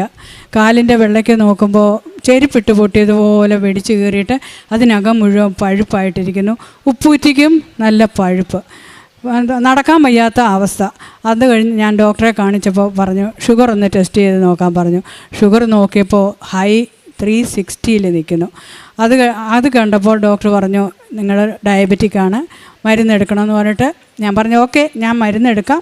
അങ്ങനെ സ്റ്റാർട്ട് ചെയ്തു. എങ്കിലും ഞാൻ വീട്ടിൽ വന്നിട്ട് നമ്മുടെ വിശുദ്ധ തൈലം തേക്കുകയും ഉപ്പ് ചൂടുവെള്ളത്തിനകത്തിട്ടിട്ട് നമ്മുടെ ഉപ്പ് ചൂടുവെള്ളത്തിനകത്തിട്ടിട്ട് ഞാൻ കാല് വെച്ച് 2 ദിവസം കൊണ്ട് എൻ്റെ ആ കാലിലെ പഴുപ്പ് എവിടെ പോയെന്നറിയില്ല, അത്രയ്ക്ക് നല്ലതായിട്ട് ഉണങ്ങി. പിന്നീട് ആ ഒരു പ്രശ്നമേ എനിക്കുണ്ടായിട്ടില്ല. ഇന്നും ഷുഗർ എനിക്ക് നോർമലായിട്ട് തന്നെ പോകുന്നു. അതും എൻ്റെ ഈ വിശുദ്ധ തൈലങ്ങളും ഉപ്പും തേനും ഒക്കെ ഉപയോഗിച്ചതുകൊണ്ട് മാത്രമാണ്. എൻ്റെ മാതാവ് എനിക്കത് മാറ്റി തന്നാണ് ഞാൻ പൂർണ്ണമായും വിശ്വസിക്കുന്നു. അതുപോലെ എൻ്റെ ഹസ്ബൻഡിൻ്റെ ഈ കയ്യിൽ ഇവിടെ ഇങ്ങനെ ചെറി പോലെ റെഡ് കളറിൽ പിങ്ക് കളറിൽ ഒരു വലിപ്പത്തിൽ ഒരു ഗ്രോത്ത് ഉണ്ടായിരുന്നു. അതിനോട് ചേർന്ന് തന്നെ കുരുമുളക് പോലെ സെയിം കളറിൽ അതിനോട് ചേർന്ന് ഇങ്ങനെ മുന്തിരിക്കൊല പോലെ അതും ഉണ്ടായിരുന്നു. അന്നും ഞാനിതുപോലെ നമ്മുടെ തൈലവും ഉപ്പും ചേർത്ത് പ്രാർത്ഥിച്ചിട്ട് നമ്മുടെ വിശ്വാസ പ്രമാണം ചൊല്ലി തൈലവും ഉപ്പും ചേർത്തിട്ട് ഞാൻ പുരട്ടി കൊടുത്തു. അത് ഒരു 2 ആഴ്ച കൊണ്ട് അത് മാറി. അത് കഴിഞ്ഞപ്പോൾ പുറത്ത് വന്നു. അതുപോലെ തന്നെ വളർന്ന് നിൽക്കുന്നുണ്ട്. അതും ഇതുപോലെ തൈലവും ഉപ്പും തേച്ച് വിശ്വാസ പ്രമാണം ചൊല്ലി പ്രാർത്ഥിച്ചു. അതും ഇപ്പോൾ പൂർണ്ണമായി മാറിക്കിട്ടിയിട്ടുണ്ട്. അതുപോലെ ഞങ്ങൾ പ്രേക്ഷിത പ്രവർത്തനം എന്ന് പറഞ്ഞാൽ ഞങ്ങളിവിടെ നിന്ന് മലയാളം, കന്നഡ, തമിഴ്, ഇംഗ്ലീഷ് ഇത് 10 കെട്ട് പത്രം വീതം വാങ്ങിച്ചുകൊണ്ട് പോകും. നമ്മളവിടെ സെൻറ്റ് മേരീസ് ചർച്ചിലും എല്ലാം മിക്കവാറും ചർച്ചുകളിലും പിന്നെ അറിയാവുന്ന ആൾക്കാർക്കും ഞങ്ങളുടെ പള്ളിയിലുള്ളവർ എല്ലാവർക്കും ഒന്നും ഇഷ്ടമല്ല എങ്കിലും ഞങ്ങൾ അവർക്കൊക്കെ കൊടുക്കുമായിരുന്നു. വെറുതെ കൊടുക്കുകയല്ല, ഞങ്ങൾ വീട്ടിലത് കൊണ്ടുവച്ചിട്ട് വിശ്വാസ പ്രമാണം ചൊല്ലി തൈലം തൂത്ത് പ്രാർത്ഥിച്ച് ദൈവമേ ഇത് വാങ്ങിക്കുന്ന ആരോ അവർക്ക് ഇതിൻ്റേതായ അനുഗ്രഹം കിട്ടണമേ, അവരും ഇവിടെ വന്ന് ഉടമ്പടി എടുക്കുവാനുള്ള കൃപ കൊടുക്കണമേ എന്ന് ഞങ്ങൾ പ്രാർത്ഥിച്ചിട്ടാണ് ഞങ്ങൾ അതുകൊണ്ട് പോകുന്നത്. ഞങ്ങൾ അതുകൊണ്ട് പോയി പ്രാർത്ഥിച്ച് അവർക്ക് അന്നേരം കൊടുക്കുകയും ചെയ്യും. ചിലരൊക്കെ സന്തോഷത്തോടെ വാങ്ങിക്കും, ചിലർ വേണ്ട എന്നുള്ള മട്ടിലാണ് വാങ്ങിക്കുന്നത്. അപ്പോൾ നമുക്ക് കൊടുക്കാൻ തോന്നുന്നില്ല എങ്കിലും ഞങ്ങൾ പറയും, ഞങ്ങൾക്ക് ഇതുപോലെ അനുഗ്രഹം കിട്ടിയിട്ടുണ്ട്, നിങ്ങളൊന്ന് ശ്രമിച്ച് നോക്കൂ എന്ന് പറഞ്ഞിട്ട് ഞങ്ങൾ കൊടുക്കാറുണ്ട്. ശരി, പക്ഷേ അത് കഴിഞ്ഞിട്ട് ഞങ്ങൾ അത്യാവശ്യമുള്ളവർക്കൊക്കെ അവരെ കാണുമ്പോൾ അറിയാമല്ലോ, അവരെ കാണുമ്പോൾ ഞങ്ങൾക്ക് അത്യാവശ്യമുള്ളവരാണെങ്കിൽ ഞങ്ങൾ ഉപ്പും തൈലവും ഒക്കെ കൊണ്ടാണ് പോകുന്നത്, തേനും കൊണ്ടുപോകാറുണ്ട്. അത്യാവശ്യമുള്ളവർക്ക് ഞങ്ങൾ ഈ ഉപ്പും കൊടുത്ത് തൈലം തൂത്ത് പ്രാർത്ഥിക്കുകയും ഒക്കെ ചെയ്യാറുണ്ട്. അതുപോലെ ഞങ്ങൾ ഓൾഡ് ഏജ് ഹോമുകളിൽ പോവുക. അവിടെ കുറേ ഓൾഡ് ഏജ് ഹോമുകളുണ്ട് ഞങ്ങളുടെ ഏരിയയിൽ. അത് പിന്നെ മദർ തെരേസയുടെ ഒരു മിഷനറി ഉണ്ട്, അവിടെ ഒരു 120 പേരുണ്ട് സിസ്റ്റേഴ്സ് നടത്തുന്നത്.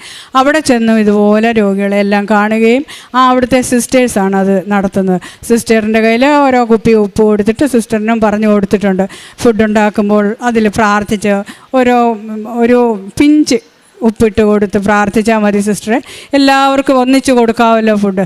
അങ്ങനെ കൊടുത്ത് ആ സിസ്റ്ററിനും വളരെ സന്തോഷമാണ് ഞങ്ങൾ ചെല്ലുമ്പോൾ. അതുപോലെ അവിടെയുള്ള എല്ലാ ഹാൻഡിക്യാപ്ഡ് ആൾക്കാരുണ്ട്, ഡിസേബിൾഡ് പേഷ്യൻസ് ഉണ്ട്, അങ്ങനെയുള്ളവരുടെ എല്ലാം കുറേ ഇതുണ്ട്. അവിടെ എല്ലാം ഞങ്ങൾ മാസം തോറും പോകാൻ ശ്രമിക്കാറുണ്ട്. പിന്നെ ഞങ്ങൾക്ക് അവിടെ കച്ചട എടുക്കാൻ വരുന്ന ഒരു വണ്ടിയുണ്ട്, അതിലൊരു 6 പേരുണ്ട്. എല്ലാ ആഴ്ചയിലും ഞാൻ എൻ്റെ കൈകൊണ്ട് ഒക്കുന്നത്രേ ഒരു 6 പേരാണ്, അവർക്കുണ്ട് ഒരു നേരത്തെ ഫുഡ് ഞാൻ ബോക്സിലാക്കി കൊടുക്കാറുണ്ട്. അങ്ങനെ ഞങ്ങൾ ഞങ്ങളുടെ കാരുണ്യ പ്രവൃത്തികൾ അങ്ങേയറ്റം ചെയ്യാൻ ശ്രമിച്ചുകൊണ്ടിരിക്കുന്നു. ഞങ്ങളിവിടെ ഒരു നേഴ്സറി കുഞ്ഞുങ്ങൾ വന്നതുപോലെയാണ് ഞങ്ങളിവിടെ വന്നത്, ഒന്നും അറിയില്ലായിരുന്നു. ഇവിടെ വന്നതിന് ശേഷമാണ് ഞങ്ങൾ ഇന്നിപ്പോൾ നമ്മൾ ഡിഗ്രി ആണോ PhD ആണോ എന്നൊന്നും പറയാൻ പറ്റത്തില്ല, അത്രയ്ക്ക് ഞങ്ങൾ മെൻ്റലി ആത്മീയമായിട്ട് വളരാൻ ഞങ്ങൾക്ക് സാധിച്ചിട്ടുണ്ട്. അതാണ് ഞങ്ങളുടെ ജീവിതത്തിലെ ഏറ്റവും വലിയ സന്തോഷം. ഞങ്ങൾക്ക് ഞങ്ങളുടെ കുഞ്ഞുങ്ങളെയും അതേ രീതിയിൽ കൊണ്ടുവരാൻ പറ്റുന്നുണ്ട്. ഞങ്ങളുടെ കുഞ്ഞുങ്ങളാണേലും പ്രാർത്ഥനയിലെല്ലാം രാവിലെയും വൈകിട്ടും ആത്മാർത്ഥമായി സഹകരിക്കാറുണ്ട്. അവരും കുഞ്ഞുമക്കൾ പോലും നമ്മളോട് കൂടെ സഹകരിച്ച് പ്രാർത്ഥിക്കാറുണ്ട്. ഈ തന്നിരിക്കുന്ന എല്ലാ അനുഗ്രഹങ്ങൾക്കും ഞങ്ങൾ അന്ത്യം വരെയും നിത്യതയോളം ദൈവത്തോടും അമ്മയോടും ചേർന്ന് ജീവിക്കാൻ ആഗ്രഹിക്കുന്നു. നിങ്ങളെല്ലാവരും ഞങ്ങൾക്കും വേണ്ടിയും ഞങ്ങളുടെ കുടുംബത്തിനു വേണ്ടിയും പ്രാർത്ഥിക്കണമെന്ന് അഭ്യർത്ഥിക്കുന്നു. Thank you. ഒരു 2 കാര്യം കൂടെ പറഞ്ഞോട്ടെ. അപ്പം ആദ്യത്തെ ഉടമ്പടിയിൽ ഞങ്ങൾക്കുണ്ട എക്സ്പീരിയൻസ് ഞങ്ങൾ പറഞ്ഞിരുന്നു. അപ്പം ആദ്യമേ ഞങ്ങൾ പത്രം കൊടുക്കാൻ ഞങ്ങൾ പോയപ്പോൾ ബാംഗ്ലൂരിലെ സെൻറ്റ് മേരീസ് ചർച്ചിൽ ഞങ്ങൾ പോയി. അവിടെ ചെന്നപ്പം ആദ്യത്തെ തവണയാണ് എങ്ങനെ പത്രം കൊണ്ട് കൊടുക്കും, എങ്ങനെ തുടങ്ങും, ആൾക്കാർ എങ്ങനെ എടുക്കുമെന്ന് അറിയത്തില്ല. അപ്പം ഒരുപാട് മടി, ടെൻഷൻ, ഒരു നേരത്തെ പറഞ്ഞൊരു ഈഗോ, അതെല്ലാം മനസ്സിലുണ്ടായിരുന്നു. അപ്പം എന്തായാലും രണ്ടും കൽപ്പിച്ച് ഞങ്ങൾ തുടങ്ങാം. ആദ്യമേ ഞങ്ങൾ തുടങ്ങിയത് അവിടെ ഒരു ആൻറ്റി അവിടെ ഇരുന്ന് പ്രാർത്ഥിക്കുന്നുണ്ടായിരുന്നു. അപ്പം ആൻറ്റിയുടെ അടുത്ത് ഞങ്ങൾ ചെന്നു. ഞങ്ങൾ പറഞ്ഞതുപോലെ ഞങ്ങൾ കൃപാസനത്തിൽ നിന്നാണ്. അപ്പം ആൻറ്റി ഇങ്ങോട്ട് ചോദിച്ചു, ഞാനും ഉടമ്പടിയിലുള്ളതാണ് എന്ന് പറഞ്ഞു. അപ്പം ഞങ്ങൾക്ക് അത് കേട്ടപ്പോൾ വളരെ സന്തോഷമായി. അപ്പം ഞങ്ങൾ അവരോട് സംസാരിച്ചു. ഞങ്ങളുടെ അടുത്ത് ഇങ്ങോട്ട് പറയാണ്, കുഞ്ഞുങ്ങളെ നിങ്ങൾ പത്രം കൊടുത്താൽ മാത്രം പോരാ, ഒരുപാട് പ്രേക്ഷിത പ്രവർത്തികൾ ചെയ്യണം, സഹായിക്കുന്നതിൻ്റെ എല്ലാവരെയും സഹായിക്കണം, അങ്ങനത്തെ കാര്യങ്ങളൊക്കെ ചെയ്യണം. ഇത് പത്രം കൊടുത്താൽ മാത്രം പോരാ, നിങ്ങൾ പ്രാർത്ഥിക്കണം. ഇതെല്ലാം പറഞ്ഞ് ഞങ്ങൾക്കൊരു ഉപദേശം, ഞങ്ങളെ ഗൈഡ് ചെയ്യുന്ന പോലെ ഞങ്ങൾക്ക് തോന്നി. പോകുന്ന സമയത്ത് ഞങ്ങൾ പേര് ചോദിച്ചപ്പം ഞങ്ങളോട് പറഞ്ഞത് മേരി എന്നാണ്. അത് വലിയൊരു അനുഗ്രഹമായിരുന്നു ഞങ്ങൾക്ക്. ഇപ്പോൾ പറയുമ്പോഴും ഞങ്ങൾക്ക് ആ ഒരു ഗൂസ് ബംസ് വരുന്നുണ്ട്. അതായത് മാതാവ് ഞങ്ങളടുത്ത് നേരിട്ട് വന്ന് ഞങ്ങളോട് പറയാണ്, കുഞ്ഞുങ്ങളെ നിങ്ങളിങ്ങനെ നടന്നാൽ പോരാ, ഉടമ്പടിയിലാണ്, ഇത് പത്രം കൊടുക്കുന്ന മാത്രമല്ല നിങ്ങളുടെ ഉത്തരവാദിത്വം, ആൾക്കാരെ ഹെൽപ്പ് ചെയ്യണം, അതുപോലെ ഒരുപാട് കാര്യങ്ങളുണ്ട്, പ്രേക്ഷിത പ്രവർത്തികൾ ചെയ്യണം, അങ്ങനത്തെ അപ്പം അത് ഞങ്ങൾക്ക് വലിയൊരു അനുഗ്രഹമായിരുന്നു. അപ്പം വേറൊരു കാര്യം ഞാൻ നേരത്തെ പറഞ്ഞിരുന്നു, എൻ്റെ ജോലിയിലെ പ്രഷറിൻ്റെ കാര്യം, അതിൻ്റെ റിസൾട്ട് ഞാൻ പറഞ്ഞില്ല. ഞാൻ പ്രാർത്ഥിച്ചു ഇതുപോലെ, മാതാവേ എനിക്ക് ഒരു നല്ലൊരു മാറ്റം തരണമേ എന്ന്. അപ്പം പ്രാർത്ഥിച്ച് ഇതായപ്പം എൻ്റെ ബോസ് വന്നിട്ട് 15 വർഷമായിരുന്നു ആ കമ്പനിയിൽ. എൻ്റെ കൂടെ ജോലി ചെയ്യുന്ന ആൾ 7 വർഷമായി. അവർക്കൊന്നും ഒരു പ്രശ്നം വരാൻ സാധ്യതയില്ല. ഞാൻ ആ കമ്പനിയിൽ 2 വർഷം ആയിട്ടുള്ളൂ. പക്ഷേ എന്താ നടന്നതെന്ന് വെച്ചാൽ ആ ഒരു 2-3 മാസത്തിനുള്ളിൽ കമ്പനിയിൽ കുറേ ചേഞ്ചസ് വരികയും അവർ 2 പേരെയും കമ്പനിയിൽ നിന്ന് പുറത്താക്കുകയും ചെയ്യുമായിരുന്നു. എനിക്കിപ്പോൾ വന്നിരിക്കുന്ന ബോസ് വളരെ സപ്പോർട്ടീവുമാണ്, വളരെ ഹെൽപ്ഫുള്ളുമാണ്, നമുക്ക് വളരുവാൻ സാധിക്കുന്നുണ്ട്. അപ്പം ഇതെല്ലാം ഞങ്ങളുടെ സാക്ഷ്യങ്ങളാണ്. മാതാവ് ഞങ്ങളുടെ കൂടെ ഉണ്ടെന്നുള്ള ഒരു വലിയ സാക്ഷ്യം ഞങ്ങൾ എല്ലാവരുമായിട്ട് ഷെയർ ചെയ്യാണ്. ഈ കിട്ടിയ അനുഗ്രഹത്തിന് നന്ദി. Thank you. കിട്ടിയ അനുഗ്രഹങ്ങൾ എന്ന് പറഞ്ഞാൽ ഞങ്ങളുടെ തിരികില്ല. കുരിശ് വന്നിട്ടുണ്ട്, മാതാവിൻ്റെ രൂപമുണ്ട്. ഈ കഴിഞ്ഞ 23-ാം തീയതി അല്ലെ 18-ാം തീയതി രാവിലത്തെ പ്രാർത്ഥനയിൽ ഞങ്ങൾക്ക് നമ്പർ 7 എന്ന് കാണിച്ചിരുന്നു. അതുപോലെ പ്രാവിൻ്റെ രൂപം, റോസപ്പൂവ്, മിക്ക ദിവസങ്ങളിലും ഇതുപോലെയുള്ള അടയാളങ്ങളാണ്. ഞാൻ ഇനിയും എൻ്റെ ഹസ്ബൻഡിന് 1 മിനിറ്റ് കൊടുക്കാം. എൻ്റെ പേര് മത്തായി എടുക്കല. ഞങ്ങളിങ്ങനെ ഈ പേപ്പർ കൃപാസനത്തിൻ്റെ പത്രം കൊടുക്കാൻ ശിവാജി നഗറിൽ ഇങ്ങനെ നിന്നപ്പോൾ വെയിലാണ്. ഞങ്ങൾ പത്രം കൊടുത്തു കഴിഞ്ഞ് ക്ഷീണിച്ചു. എന്നാൽ ഒരു ജ്യൂസ് കുടിക്കാമെന്ന് വിചാരിച്ചിട്ട് ബസ് സ്റ്റാൻഡിൽ ചെന്നപ്പം ഞങ്ങൾ ജ്യൂസിന് പറഞ്ഞു കഴിഞ്ഞുകൊണ്ട് എൻ്റെ വൈഫ് എന്നോട് പറഞ്ഞു, ഇതേണ്ട ഈ അമ്മ ഒരു ഐസ്ക്രീം ചോദിക്കുന്നു അവർക്ക് വാങ്ങിച്ചു കൊടുക്കാൻ. അപ്പം അവരോട് ചോദിച്ചപ്പോൾ അവരുടെ ഐസ്ക്രീം ഇല്ല എന്ന് പറഞ്ഞു. ഞങ്ങൾ പറഞ്ഞു നോക്കെന്ന് പറഞ്ഞു. പക്ഷേ അവർ കിട്ടിയതൊരു കാലി ഐസ്ക്രീം ഇല്ലാത്തൊരു പേപ്പറായിരുന്നു, ഒരു പാത്രമായിരുന്നു. അത് കൊടുത്തു. അമ്മ തുറന്ന് നോക്കിയിട്ട് പറഞ്ഞു, ഇല്ല ഇതിനകത്തൊന്നും ഇല്ലെന്ന് പറഞ്ഞു. അത് കഴിഞ്ഞ് ഞങ്ങൾ പറഞ്ഞു, എന്നാൽ അമ്മ അതില്ല, അപ്പം ഞാൻ വേറെ ചോക്ലേറ്റ് മതിയോ എന്ന് ചോദിച്ചു. ഒരു 5 സ്റ്റാർ ചോക്ലേറ്റ് വാങ്ങിച്ചു കൊടുത്തു. എന്നാൽ ഇനി അമ്മയ്ക്കൊരു ജ്യൂസ് കൂടെ കൊടുക്കണമല്ലോ എന്ന് വിചാരിച്ച് ചോദിക്കാൻ നോക്കിയപ്പോൾ അമ്മയെ കാണുന്നില്ല. അത് നമ്മുടെ പരിശുദ്ധം നല്ല സുന്ദരിയായ ഒരമ്മ, ഇതുപോലെ സൗന്ദര്യമുള്ളൊരമ്മ ഞാൻ കണ്ടിട്ടില്ല. വെയിലുകൊണ്ട് ഞങ്ങൾ വന്നപ്പം ഞങ്ങൾക്ക് പ്രത്യക്ഷപ്പെട്ട് ഞങ്ങളോട് പറഞ്ഞത് അത് വളരെ സന്തോഷവും ഞങ്ങളിന്നും അത് വിശ്വസിക്കുന്നുണ്ട്. ഞങ്ങളുടെ അമ്മ ഞങ്ങളെ നേരിട്ട് കാണിച്ചതാണെന്നുള്ളത്. അതുകൊണ്ട് തന്ന എല്ലാ നന്മകൾക്കും അനുഗ്രഹങ്ങൾക്കും യേശു തമ്പുരാനും പരിശുദ്ധ അമ്മയ്ക്കും നന്ദി പറഞ്ഞ് ഞങ്ങൾ നിർത്തുന്നു. മത്തായി 25:34 മുതൽ 36 വരെ തിരുവചനങ്ങൾ. എൻ്റെ പിതാവിനാൽ അനുഗ്രഹിക്കപ്പെട്ടവരെ വരുവിൻ, ലോകസ്ഥാപനം മുതൽ നിങ്ങൾക്കായി സജ്ജമാക്കിയിരിക്കുന്ന രാജ്യം അവകാശപ്പെടുത്തുവൻ. എന്തെന്നാൽ എനിക്ക് വിശന്നു, നിങ്ങൾ ഭക്ഷിക്കുവാൻ തന്നു, എനിക്ക് ദാഹിച്ചു, നിങ്ങൾ കുടിക്കുവാൻ തന്നു, ഞാൻ പരദേശിയായിരുന്നു, നിങ്ങളെന്നെ സ്വീകരിച്ചു, ഞാൻ നഗ്നനായിരുന്നു, നിങ്ങളെന്നെ ഉടുപ്പിച്ചു, ഞാൻ രോഗിയായിരുന്നു, നിങ്ങളെന്നെ സന്ദർശിച്ചു, ഞാൻ കാരാഗൃഹത്തിലായിരുന്നു, നിങ്ങൾ എൻ്റെ അടുത്ത് വന്നു. മോൻസി ഇടിക്കുള എന്ന ഈ മകനും കുടുംബവും വലിയ സന്തോഷത്തോടുകൂടി കൃപാസനം പ്രത്യക്ഷീകരണ മാതാവിൻ്റെ ഉടമ്പടി ജീവിതത്തിൽ ലഭിച്ച നിരവധിയായ അനുഭവങ്ങളെ ഈ എൽത്താരയിൽ സാക്ഷ്യപ്പെടുത്തുകയാണ്. പ്രിയമുള്ളവരെ, ഉടമ്പടി ഒരു അത്ഭുതത്തിൻ്റെ ജീവിത പദ്ധതിയാണ്. നമ്മൾ അമ്മമാതാവിലേക്ക് വിശ്വാസത്തോടെ ചേർന്ന് നിൽക്കുവാൻ തയ്യാറാകുമ്പോൾ നമ്മുടെ എല്ലാ മേഖലകളെയും ഉടമ്പടി സ്പർശിച്ചു കൊണ്ടിരിക്കും, ക്രമപ്പെടുത്തിക്കൊണ്ടിരിക്കും, അനുഗ്രഹിച്ചു കൊണ്ടിരിക്കും. മകൾ പറഞ്ഞു, 2 രോഗാവസ്ഥകൾ എങ്ങനെ പെട്ടെന്ന് പ്രത്യേകിച്ച് യാതൊരു മരുന്നുമില്ലാതെ സൗഖ്യത്തിലേക്ക് മാറിയെന്ന്. രോഗത്തിൻ്റെ സൗഖ്യമാവട്ടെ, തൊഴിലിടത്തിലെ സുരക്ഷിതത്വവും വളർച്ചയുമാവട്ടെ, കുടുംബത്തിൻ്റെ സമാധാനമാവട്ടെ, ജീവിത പ്രശ്നങ്ങളുടെ പരിഹാരമാവട്ടെ, അമ്മയുടെ കരങ്ങളിലേക്ക് കൊടുക്ക്. ഈശോയെ ഹൃദയത്തിൽ സ്വീകരിച്ചുകൊണ്ട് ഓടി നടന്ന് ഈശോയ്ക്ക് വേണ്ടി ജീവിക്കുവാൻ, പ്രവർത്തിക്കുവാൻ ഒന്ന് സന്നദ്ധമാവ്. അമ്മ ഈശോയിലൂടെ വലിയ അത്ഭുതങ്ങൾ നമ്മുടെ ജീവിതത്തിൽ ഓരോ നിമിഷവും പങ്കുവച്ചു തരുന്നത് കാണുവാനാകും. അതിൻ്റെ സാക്ഷ്യമാണ് ഈ കുടുംബം ഈ എൽത്താരയിൽ പങ്കുവച്ചത്. കൃപാസനത്തിൽ വരണം, ഒരു പ്രാർത്ഥനയ്ക്ക് വേണ്ടി ഹൃദയമൊരുക്കിക്കൊണ്ട് ഈശോയെ ഹൃദയത്തിലേറ്റി ഈഗോയെ തകർത്തുകൊണ്ട് നമുക്ക് ഈശോയ്ക്ക് വേണ്ടി ജീവിക്കാം. ഈശോ വലിയ കാര്യങ്ങൾ നമുക്ക് വേണ്ടി ഒരുക്കിത്തരും. ഈ കുടുംബത്തിൽ ലഭിച്ച എല്ലാ അനുഗ്രഹങ്ങൾക്കും നന്ദി പറഞ്ഞുകൊണ്ട് കരങ്ങളടിച്ച് ഈ സാക്ഷ്യം ഉണ്ടാകട്ടെ. അമ്മയുടെ പ്രത്യക്ഷീകരണത്തിൻ്റെ സാക്ഷിയായിട്ട് എന്നെ വീണ്ടും ഇവിടെ ഉയർത്തിയതിനായിട്ട് ഈശോയ്ക്കും അമ്മ മാതാവിനും 1000 ഞാൻ നന്ദി പറയുന്നു. എൻ്റെ പേര് ബ്രെൻഡില. ഞാൻ തിരുവല്ലയിൽ നിന്നാണ് വരുന്നത്. ഞാൻ ആദ്യമായിട്ട് ഉടമ്പടി എടുക്കുന്നത് നവംബർ 26, 2022 ഇതെൻ്റെ 2ാമത്തെ സാക്ഷ്യമാണ്. എൻ്റെ 1ാമത്തെ സാക്ഷ്യം എന്ന് പറയുന്നത് എനിക്ക് ഒരു കാർ ലൈസൻസ് കിട്ടിയതാണ്. ഞാൻ ചെറുതിലേ മുതലേ വളരെ പാരൻസിൽ ഡിപ്പെൻഡ് ചെയ്ത് ജീവിക്കുന്ന ഒരു കുട്ടിയാണ്. കല്യാണം കഴിഞ്ഞപ്പോൾ ഞാൻ ഹസ്ബൻഡിൻ്റെ എല്ലാ കാര്യവും എനിക്ക് എൻ്റെ ഹസ്ബൻഡ് ചെയ്തു തരുമായിരുന്നു. അപ്പോൾ എനിക്കൊന്നും അങ്ങ് പുറത്തു പോയി ചെയ്യുന്ന ഒരു പ്രകൃതം എനിക്കില്ലായിരുന്നു. പെട്ടെന്ന് എൻ്റെ ഹസ്ബൻഡ് പറയാണ് കാർ ഓടിച്ച് പഠിക്കണം. എനിക്കത് ഭയങ്കര ഒരു ഭയം ഉണ്ടായിരുന്നു. കാരണം ഉടമ്പടി എടുത്തതിന് ശേഷമാണ് ഞാൻ പ്രേക്ഷിത പ്രവർത്തനത്തിലൂടെയാണ് മറ്റുള്ളവരെ മുഖത്ത് നോക്കി ഞാൻ പത്രം കൊടുത്ത് എനിക്കൊരു ധൈര്യം കിട്ടിയത്. അതല്ലാതെ കാർ ഓടിക്കാനുള്ളൊരു ധൈര്യം എനിക്ക് ഒട്ടുമില്ലായിരുന്നു. ഞാൻ എൻ്റെ അമ്മ മാതാവിനോട് പ്രാർത്ഥിച്ചു, മാതാവേ അങ്ങ് ആഗ്രഹിക്കുകയാണെങ്കിൽ എനിക്കൊരു 3ാമത്തെ ഒരു വ്യക്തിയിലൂടെ എനിക്കത് പറഞ്ഞു തരണമെന്ന് ഞാൻ പ്രാർത്ഥിച്ചു. ഞാൻ ഒരു ദിവസം പള്ളിയിൽ പോയിട്ട് തിരിച്ചു വരുമ്പോഴത്തേക്ക് കാറിൽ ഞാൻ കയറാൻ പോവുകയാണ്. ഞാൻ സൈഡ് സീറ്റിലിരിക്കാൻ പോയപ്പം വികാരി അച്ഛൻ വന്ന് ചോദിച്ചു, സൈഡ് സീറ്റിലിരുന്നാൽ മതിയോ, കാറൊക്കെ ഓടിച്ച് പഠിക്കണ്ടേ, ഡ്രൈവിംഗ് സീറ്റിലിരുന്ന് കാറൊക്കെ ഓടിച്ച് മിടുക്കിയാവണ്ടേ എന്ന് ചോദിച്ചു. അതെനിക്ക് മാതാവ് തന്നൊരു വെളിപാടായിരുന്നു. ഞാൻ ഈശോയ്ക്ക് ഞാൻ നന്ദി പറഞ്ഞു. എന്നിട്ടും എൻ്റെ അടുത്ത് ഹസ്ബൻഡ് പറഞ്ഞു സ്വയം കാർ ലൈസൻസ് ഡ്രൈവിംഗ് സ്കൂൾ കണ്ടെത്തണമെന്ന് പറഞ്ഞു. അപ്പോൾ അതും എനിക്കൊരു ഭയമായിരുന്നു. ഞാൻ ഗൂഗിൾ വഴി ഒരു നമ്പറൊക്കെ കണ്ടെത്തി. പക്ഷേ എനിക്ക് അറിയത്തില്ല എങ്ങനെ പോകണം എന്നൊന്നും എനിക്കൊരു ഐഡിയ ഇല്ലായിരുന്നു. കാരണം ഉള്ളിലൊരു ഭയം. പിന്നെ ഞാൻ കാശിരൂപം പിടിച്ചിട്ട് കാശിരൂപത്തിൻ്റെ ഒരൊറ്റ ധൈര്യത്തിൽ മാത്രമാണ് ഞാൻ മുന്നോട്ട് നീങ്ങിയത്. ഞാൻ എൻ്റെ ഈശോയോട് പ്രാർത്ഥിച്ചു, മാതാവേ ഞാൻ പുറത്തിറങ്ങുകയാണ്, എനിക്ക് എൻ്റെ കൂടെ ഉണ്ടായിരിക്കണമെന്ന് ഞാൻ പ്രാർത്ഥിച്ചു. കാർ ലൈസൻസിൻ്റെ കാര്യങ്ങൾ തിരക്കാൻ വേണ്ടി ഞാൻ പോയി. എൻ്റെ വീടിൻ്റെ പുറത്തിറങ്ങി ഞാൻ ഒരു 5 വീടുണ്ട് പുറത്ത്. ആ ലെയിൻ കഴിഞ്ഞാൽ മെയിൻ റോഡാണ്. മെയിൻ റോഡ് കഴിഞ്ഞ് കഴിഞ്ഞാൽ എന്നെ ആർക്കും അറിയത്തില്ല, ആർക്കും എന്നെ അറിയത്തില്ല. ഞാൻ പറഞ്ഞു, മാതാവേ എൻ്റെ കൂടെ ഉണ്ടായിരിക്കണം. ആ ലെയിൻ്റെ അവസാനിക്കുന്നതിന് മുമ്പ് എൻ്റെ അടുത്തൊരു ചേച്ചി വന്നിട്ട് ചോദിക്കുകയാണ്, ആ വീടിൻ്റെ അവസാനത്തിൽ ആ ചേച്ചി വന്നിട്ട് ചോദിക്കുകയാണ്, ഈ വെയിലത്ത് നടക്കണേക്കാളും കാർ ഡ്രൈവിംഗ് പഠിച്ചുകൂടായിരുന്നു എന്ന് ചോദിച്ചു. അപ്പോൾ ഞാൻ പറഞ്ഞു, ചേച്ചി, മാതാവാണ് ചേച്ചിയെ കൊണ്ട് ഇത് പറയിപ്പിച്ചത്. ഞാൻ ഡ്രൈവിംഗ് സ്കൂളിൽ തിരക്കി പോകാൻ ഒരുങ്ങിക്കൊണ്ടിരിക്കുകയാണെന്ന് പറഞ്ഞു.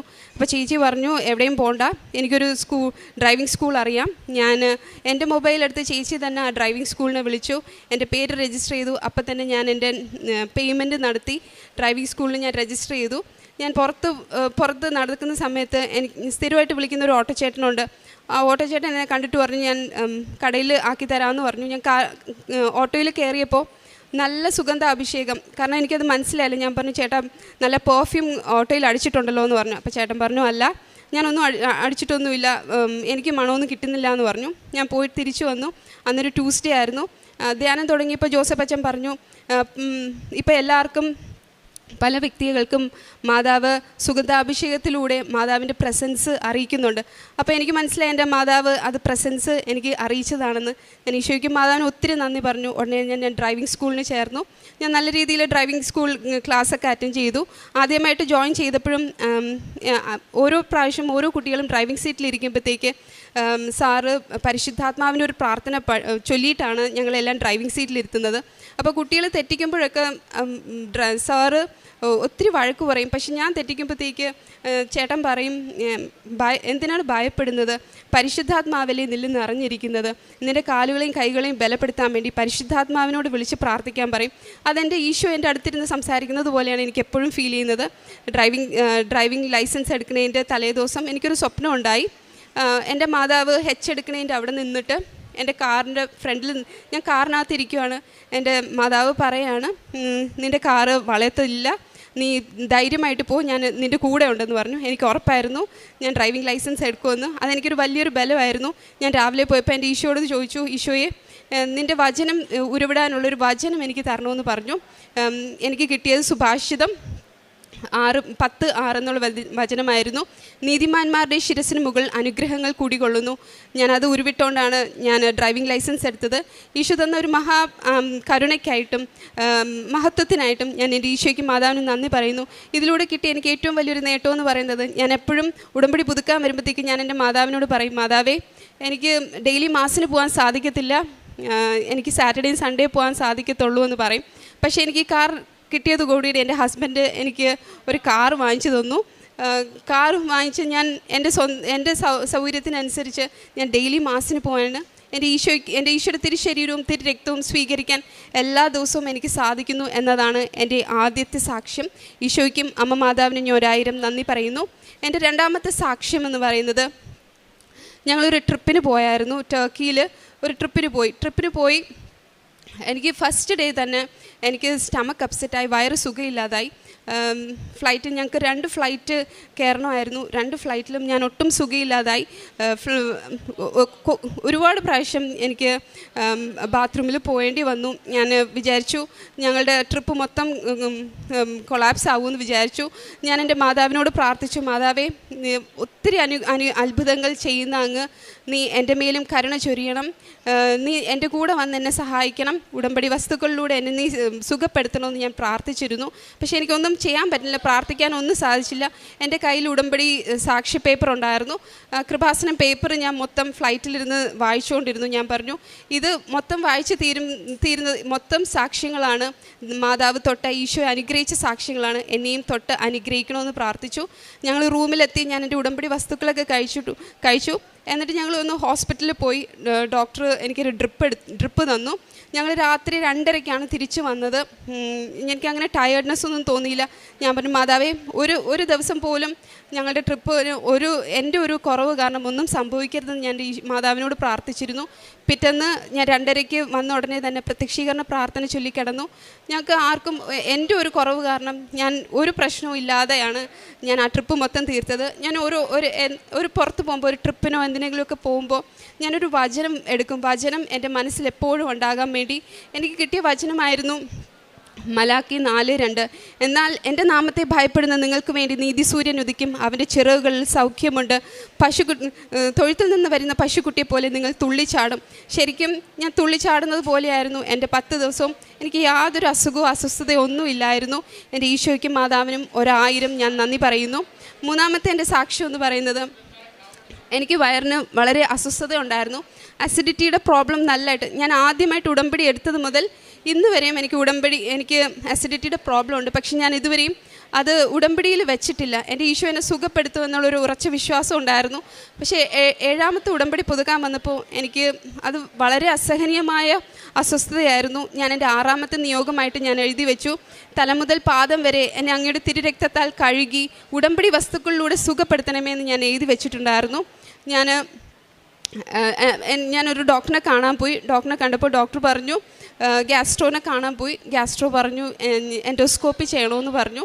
ഞാൻ പറഞ്ഞു, മാതാവേ, ഞാൻ എൻഡോസ്കോപ്പി ചെയ്യാം, പക്ഷേ നിൻ്റെ സാന്നിധ്യം അറിയിക്കേണ്ടത് ആ ഒരു ടെസ്റ്റ് പോലും ബയോപ്സിക്ക് അയക്കാൻ ഇടവരുത്തരുതെന്നായിരുന്നു. എൻഡോസ്കോപ്പി ചെയ്തു. എൻ്റെ അടുത്ത് ഡോക്ടർ വന്നിട്ട് ഇങ്ങോട്ട് വന്ന് പറഞ്ഞു, കുഴപ്പമൊന്നുമില്ല, അൾസറിൻ്റെ ചെറിയൊരു പ്രശ്നമാണുള്ളത്, വേറെ പ്രശ്നമൊന്നുമില്ല, ബയോപ്സിക്കൊന്നും അയക്കേണ്ട അങ്ങനത്തെ ഒരു സീരിയസ് മാറ്ററൊന്നും അല്ലെന്ന് പറഞ്ഞു. മരുന്ന് തന്നു. മരുന്ന് കഴിക്കാൻ തുടങ്ങി. പക്ഷേ മരുന്ന് കഴിക്കുമ്പോൾ വേഴ്സ് ആവുന്നു. എനിക്ക് ഒന്നും കഴിക്കാൻ പറ്റുന്നില്ല, അത്രയേറെ അസ്വസ്ഥതയായിരുന്നു. ഞാൻ എൻ്റെ മാതാവിനോട് പറഞ്ഞു, മാതാവേ, ഞാൻ മരുന്നൊന്നും കഴിക്കത്തില്ല, അങ്ങയുടെ ഉടമ്പടി വസ്തുക്കളിലൂടെ എനിക്ക് സൗഖ്യം തരണമെന്ന് പ്രാർത്ഥിച്ചു. മാർച്ച് 15-ാം തീയതിയാണ് ഞാൻ ഉടമ്പടി വന്ന് പുതുക്കിയത്, 7ാമത്തെ ഉടമ്പടി. മാർച്ച് 15-ന് വന്ന് പുതുക്കി. മെയ് 15 ആയപ്പോൾ എൻ്റെ അസ്വസ്ഥത പൂർണ്ണമായിട്ടും സൗഖ്യപ്പെട്ടു. അത് മുഴുവൻ ഒരു നോയമ്പിൻ്റെ സമയമായിരുന്നു.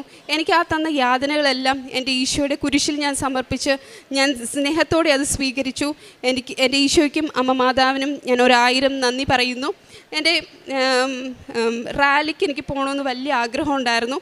2023-ൽ ഞാൻ അപ്പം ഉടമ്പടി എടുത്ത ആ ഒരു സമയമായിരുന്നു, സാക്ഷ്യം പറഞ്ഞ സമയമായിരുന്നു. അപ്പോൾ എൻ്റെ മോൾ 14 വയസ്സാകുമായിരുന്നു. എൻ്റെ മോൾക്ക് പീരീഡ്സ് ആയിട്ടില്ലായിരുന്നു. അപ്പോൾ എനിക്ക് ഭയങ്കര ഇറഗുലർ പീരീഡ്സാണ്. അപ്പോൾ എൻ്റെ ഫാമിലി മെമ്പേഴ്സ് പറഞ്ഞു, 14 വയസ്സായിട്ടും പീരീഡ്സ് ആയിട്ടില്ലെങ്കിൽ ഡോക്ടറിനെ ഒന്ന് കാണിച്ചേക്കണമെന്ന് പറഞ്ഞു. ഞാനപ്പോൾ മാതാവിനോട് പറഞ്ഞു, മാതാവേ, ഞാൻ ഉടമ്പടിയുടെ മകളാണ്, എൻ്റെ മകളെ നീ ഹോസ്പിറ്റലിൽ പോയിട്ട് പീരീഡ്സ് ആകരുത്, നീ തന്നെ നാച്ചുറലായിട്ട് എനിക്ക് എൻ്റെ കൊച്ചിന് പീരീഡ്സ് ഉണ്ടാക്കി തരണമെന്ന് പറഞ്ഞു. ഞാൻ എന്നിട്ട് തലേ ദിവസം ഒക്ടോബർ 26-നായിരുന്നു റാലി. ഒക്ടോബർ 25-ന് ഞാൻ എൻ്റെ ബുക്കിൽ ഇങ്ങനെ എഴുതി വെച്ചു. ഒക്ടോബർ 26-ന് ഞാനന്ന് ഫുൾ ഡേ കൊന്ത ചൊല്ലി പ്രാർത്ഥിക്കുകയായിരുന്നു. ഉച്ചയായപ്പോഴത്തേക്ക് എൻ്റെ മോള് വന്ന് പറഞ്ഞു എനിക്ക് പീരീഡ്സ് ആയെന്ന്. ആദ്യമായിട്ട് എൻ്റെ മോള് പ്രായമായി. എനിക്കത് എൻ്റെ മാതാവ് തന്ന ഒരു വലിയ അനുഗ്രഹമായിട്ടാണ് എനിക്ക് ഫീൽ ചെയ്തത്. ഞാൻ എൻ്റെ മമ്മിയുടെ അടുത്ത് അത് വിളിച്ച് പറയുന്ന സമയത്ത് എൻ്റെ വീടിൻ്റെ പുറത്തൊരു ആൻറ്റി വന്നു, ഒരു വയസ്സായ ഒരു അമ്മച്ചി വന്ന് നിന്നു. കാരണം എന്നിട്ട് എൻ്റെ അടുത്ത് വന്ന് പറഞ്ഞു വീട് തെറ്റിപ്പോയതാണെന്ന്. പക്ഷെ വീട് തെറ്റിപ്പോയതാണെന്ന് പറയണമെങ്കിലും എൻ്റെ മുഖത്ത് ഇങ്ങനെ തുറിച്ച് നോക്കിക്കൊണ്ട് നിൽക്കുകയാണ്.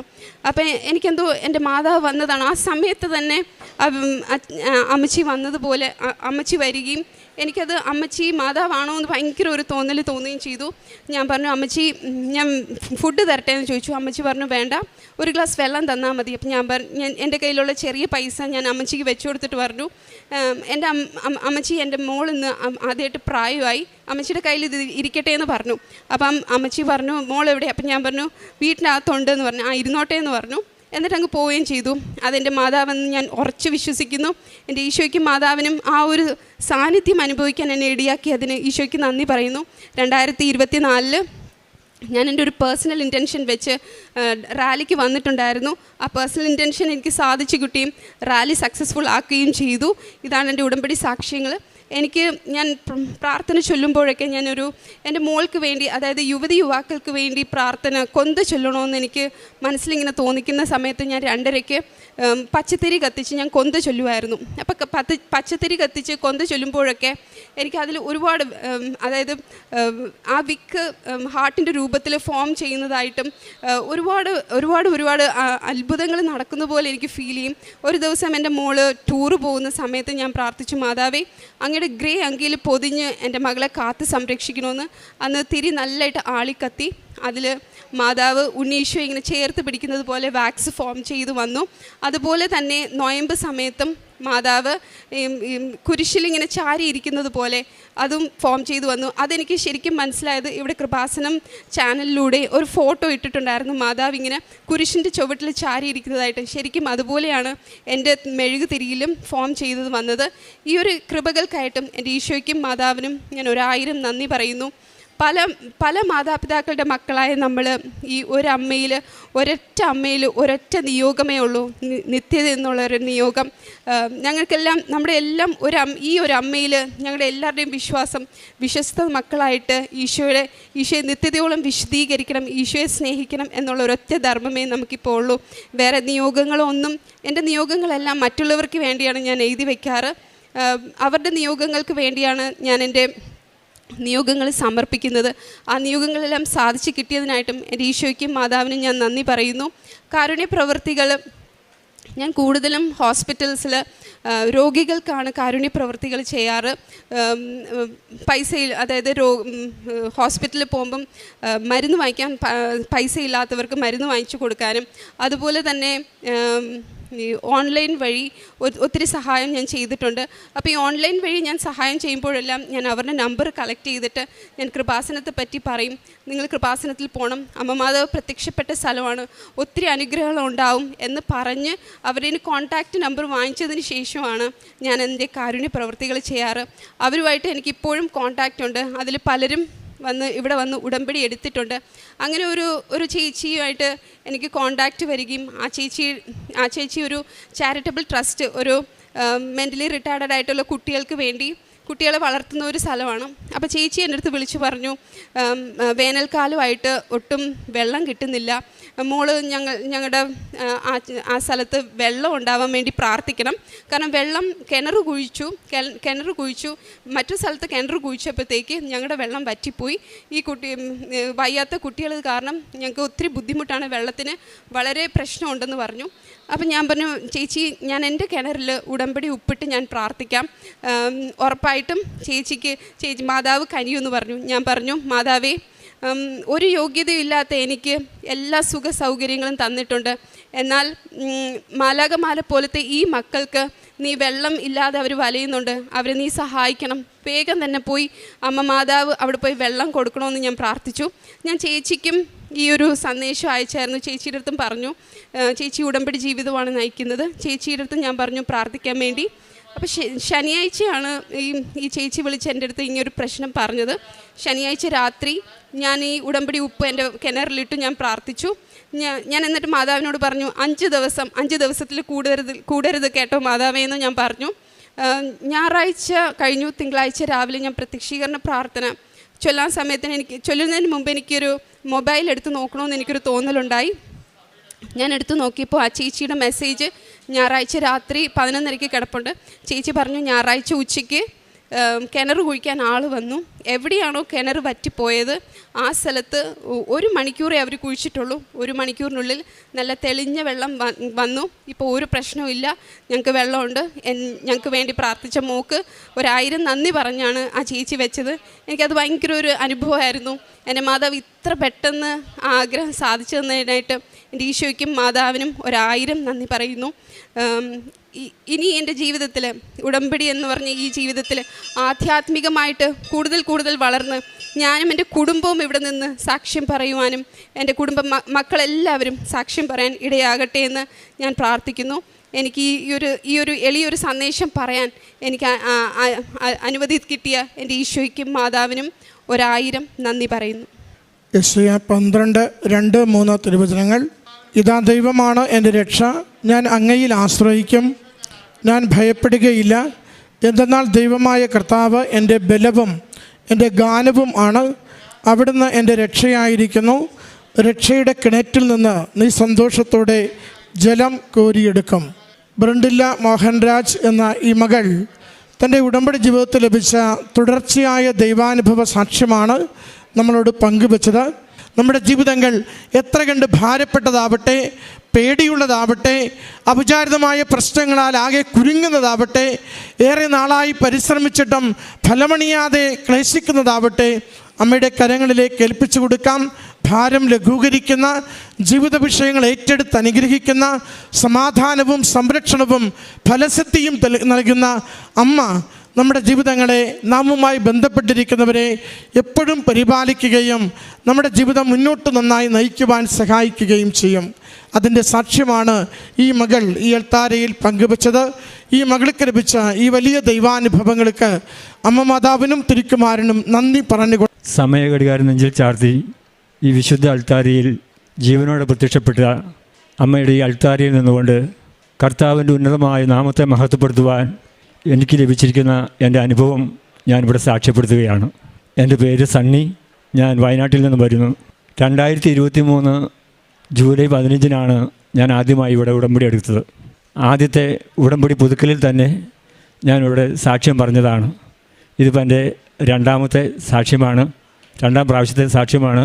3 പ്രാവശ്യം ഞാൻ ഉടമ്പടി പുതുക്കിയിരിക്കുന്നു. എൻ്റെ ഒന്നാമത്തെ സാക്ഷ്യം പറയുന്നതിന് മുമ്പ് തന്നെ എനിക്ക് നിങ്ങളോട് പറയാനുള്ള ആഗ്രഹം മറ്റൊന്നാണ്. അത് ഞാൻ ഇതിന് പുറകിലായിട്ട് പറയാം. ഉടമ്പടി എന്നിൽ വരുത്തിയ മാറ്റങ്ങൾ എന്താണെന്ന് അത് ഞാൻ രണ്ടാമത് പറയാം. ആദ്യം ഞാൻ എൻ്റെ സാക്ഷി നിങ്ങളോട് പങ്കുവെക്കട്ടെ. ഞാൻ ആദ്യമായി എൻ്റെ സ്പൈനൽ കോഡിന് ഒരു സർജറി നടത്തിയിരുന്നു 3 വർഷം മുമ്പ്. സ്പൈനൽ കോഡിൻ്റെ സർജറി വിജയകരമായിരുന്നു. ഏതാണ്ട് ഒരു 3 മാസം 4 മാസത്തിന് ശേഷം ഞാൻ ജോലിയിൽ പ്രവേശിക്കുകയും ചെയ്തു. പക്ഷേ പിന്നീട് എനിക്ക് അതിൻ്റെ സൈഡ് എഫക്റ്റ് എന്ന പോലെ 2 തുടകളിലേക്ക് വേദന ഇറങ്ങാൻ തുടങ്ങി. വേദന ഇറങ്ങുന്നു. അതോടൊപ്പം ഈ സർജറി ചെയ്ത ഭാഗത്ത് ഭയങ്കരമായിട്ടൊരു ഭാരം അനുഭവപ്പെടുകയാണ്. ഒരു 2-3 കിലോ വെയിറ്റുള്ള ഒരു കല്ല് വെക്കുന്ന അത്രയും ഭാരം ഈ സർജറി ചെയ്ത ഭാഗത്ത് എനിക്കുണ്ടായിരുന്നു. 2 തുടകളിലേക്കും വേദന ഇറങ്ങി വരുന്നു. അപ്പോൾ ഞാനിത് കാണിക്കുവാനായിട്ട് ആദ്യം തന്നെ സർജറി ചെയ്ത ഡോക്ടറെ സമീപിച്ചു. ഡോക്ടർ വീണ്ടും സ്കാനിങ് ചെയ്തിട്ടുണ്ടോ? ഞാൻ കുഴപ്പങ്ങളൊന്നുമില്ല, നിങ്ങളുടെ സർജറി ഓക്കെ എന്ന് പറഞ്ഞു. വീണ്ടും 2 പ്രാവശ്യം കൂടി ഞാൻ ഡോക്ടറടുത്ത് പോയി. അപ്പോഴും ഡോക്ടർക്ക് ഇത് മാത്രമേ പറയാനുള്ളൂ. പിന്നെ ഞാൻ വിചാരിച്ചു ഒരു കാര്യം കഴിഞ്ഞ് ഡോക്ടറെ മാറ്റി പിടിക്കാമെന്ന് വിചാരിച്ചിട്ട് ഞാൻ ജോലി ചെയ്യുന്ന മൈസൂരാണ്. അപ്പോൾ മൈസൂർ ഞാൻ അപ്പോളോ ഹോസ്പിറ്റലിൽ പോയി ഇതേ ഡിപ്പാർട്ട്മെൻറ്റിൻ്റെ ഹെഡിനെ കണ്ട് വീണ്ടും അവരുടെ വകയിൽ വീണ്ടും അവിടുന്ന് സ്കാനിങ് ചെയ്തു. അവരും ഇത് തന്നെ എന്നോട് പറഞ്ഞു, നിങ്ങൾക്ക് പ്രശ്നങ്ങളൊന്നുമില്ല എന്നാണ് പറഞ്ഞു. പക്ഷേ ഡോക്ടർമാർ പറഞ്ഞതിൻ്റെ പ്രശ്നങ്ങളില്ല എന്ന് പറഞ്ഞാലും എനിക്കെൻ്റെ വേദനയ്ക്കൊരു കുറവോ ഈ അനുഭവത്തിനോ ഒരു മാറ്റം വരുന്നില്ല. അങ്ങനെ ഞാൻ ആദ്യത്തെ പ്രാവശ്യം ഇവിടെ ഞാനൊരു 6 അനുഭവ സാക്ഷി ഇവിടെ പറഞ്ഞിരുന്നു. അപ്പോൾ അന്ന് ഞാനിവിടെ വന്ന് സാക്ഷ്യം പറഞ്ഞ് ബഹുമാനപ്പെട്ട ജോസഫ് അച്ഛൻ്റെ പ്രാർത്ഥനയ്ക്കായി ഞാനിവിടെ മുട്ടുകുത്തി നിന്നു. അപ്പോൾ ഞാൻ അച്ഛനോട് പറഞ്ഞു, അച്ഛൻ ഇങ്ങനെയാണ് കാര്യങ്ങളെന്ന് പറഞ്ഞ്. അപ്പോൾ അച്ഛൻ ആ സൈത്ത് പൂശിക്കൊണ്ട് എനിക്ക് പ്രാർത്ഥിച്ചു.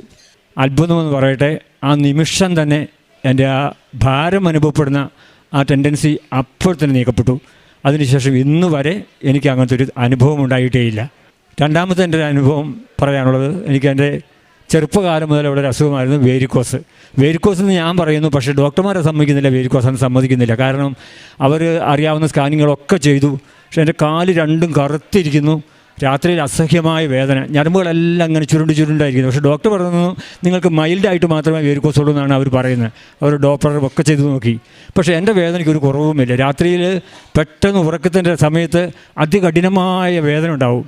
ചാടി എഴുന്നേറ്റ് കഴിഞ്ഞ് കഴിഞ്ഞാൽ ചിലപ്പം ഒരു വേദന ഒരു കാലിനാണെങ്കിൽ പെട്ടെന്ന് അടുത്ത വേദന അടുത്ത കാലിന് കയറും. അങ്ങനെ അസഹ്യമായ വേദനയായി.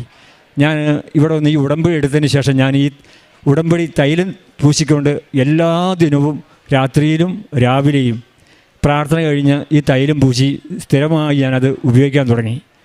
അതുപോലെ തന്നെയാണ് നടുവിന് ഞാൻ ഈ തൈലം പൂശുമായിരുന്നു.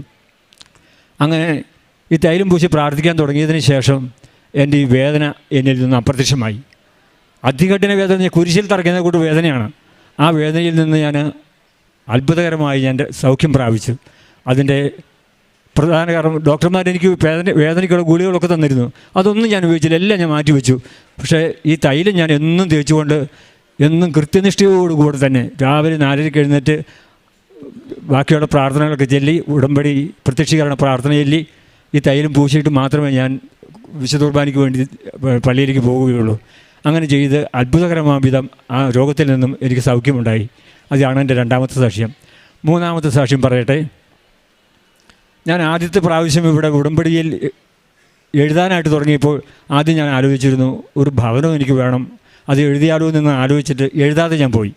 എന്നിട്ട് ഞാൻ ദൈവത്തോട് പ്രാർത്ഥിച്ചു, ഞാനൊരു വീട് പണിയുവാൻ നീ ആഗ്രഹിക്കുന്നുണ്ടെങ്കിൽ അടുത്ത പ്രാവശ്യം എനിക്കത് എഴുതാൻ എന്നെ ഓർമ്മിപ്പിക്കണമെന്ന് മാത്രം ഞാൻ പ്രാർത്ഥിച്ചിട്ട് പോയി. രണ്ടാമത്തെ പ്രാവശ്യം വന്നു കഴിഞ്ഞപ്പോൾ ഉടമ്പടി പുതുക്കാൻ വന്നപ്പോൾ ഞാൻ അത് എൻ്റെ അവസാനത്തെ ആഗ്രഹത്തിൽ ഞാൻ എൻ്റെ ഭവനം പണിയുവാനുള്ള ആഗ്രഹം ഞാൻ അത് രേഖപ്പെടുത്തി വെച്ചു. അതിനുശേഷം ഒരു മാസം കൂടി പിന്നിട്ടു. അപ്പം എൻ്റെ മനസ്സിൽ അതൊരു ആഗ്രഹമായി തുടങ്ങി വീണ്ടും. അപ്പോൾ എനിക്ക് പരിചയമുള്ള 2-3 ബാങ്കിൽ പോയി. ഞാൻ മൈസൂരാണ് ജോലി ചെയ്യുന്നത്. അപ്പോൾ എൻ്റെ സാലറി വരുന്ന ബാങ്കിൽ തന്നെ ഞാൻ ആദ്യം തന്നെ പോയി. അവിടെ ചെന്ന് ഞാൻ മാനേജറെ കണ്ട് ചോദിച്ചു, എനിക്കൊരു ഭവനം പണിയാനുള്ള ഒരു ലോൺ തരുമോ എന്ന് ചോദിച്ചപ്പോൾ അവർ പറഞ്ഞു, സാറ് ഇപ്പം ഇത്രയും പ്രായമായില്ലേ, നിങ്ങൾക്ക് സീനിയർ സിറ്റിസൺ അതിൻ്റെ പേരിൽ നമുക്ക് ലോൺ തരാൻ പറ്റത്തില്ല എന്ന് പറഞ്ഞു. ഞാൻ നാട്ടിലുള്ള വേറെ 2 ബാങ്കിൽ പോയി. അവർക്കും പറയാനുള്ള ആൻസർ ഇത് മാത്രമേ ഉള്ളൂ, നിങ്ങൾ സീനിയർ സിറ്റിസണായി, അപ്പോൾ അതുകൊണ്ട് ലോൺ തന്നു കഴിഞ്ഞാൽ ഇനി തിരിച്ചടവിനുള്ള സമയമില്ല നിങ്ങൾക്കെന്ന് പറഞ്ഞു. ശരി, ഓക്കെ എന്ന് പറഞ്ഞ് ഞാൻ തിരിച്ചു പോയി. പിറ്റേ ദിവസം രാവിലെ ഞാൻ ദിവ്യ കുർബാന പങ്കെടുത്തിട്ട് ഞാൻ റൂമിലേക്ക് നടന്നു പോകുന്ന വഴിക്ക് പെട്ടെന്ന് എൻ്റെ മനസ്സിൽ ഇങ്ങനെ ആരോ പറഞ്ഞു, വേറൊരു മാനേജറുണ്ട് ബാങ്കിലെ, ഞാൻ അദ്ദേഹത്തെ വെളിപ്പെടുത്താൻ ആഗ്രഹിക്കുന്നില്ല, അതുകൊണ്ടാണ്.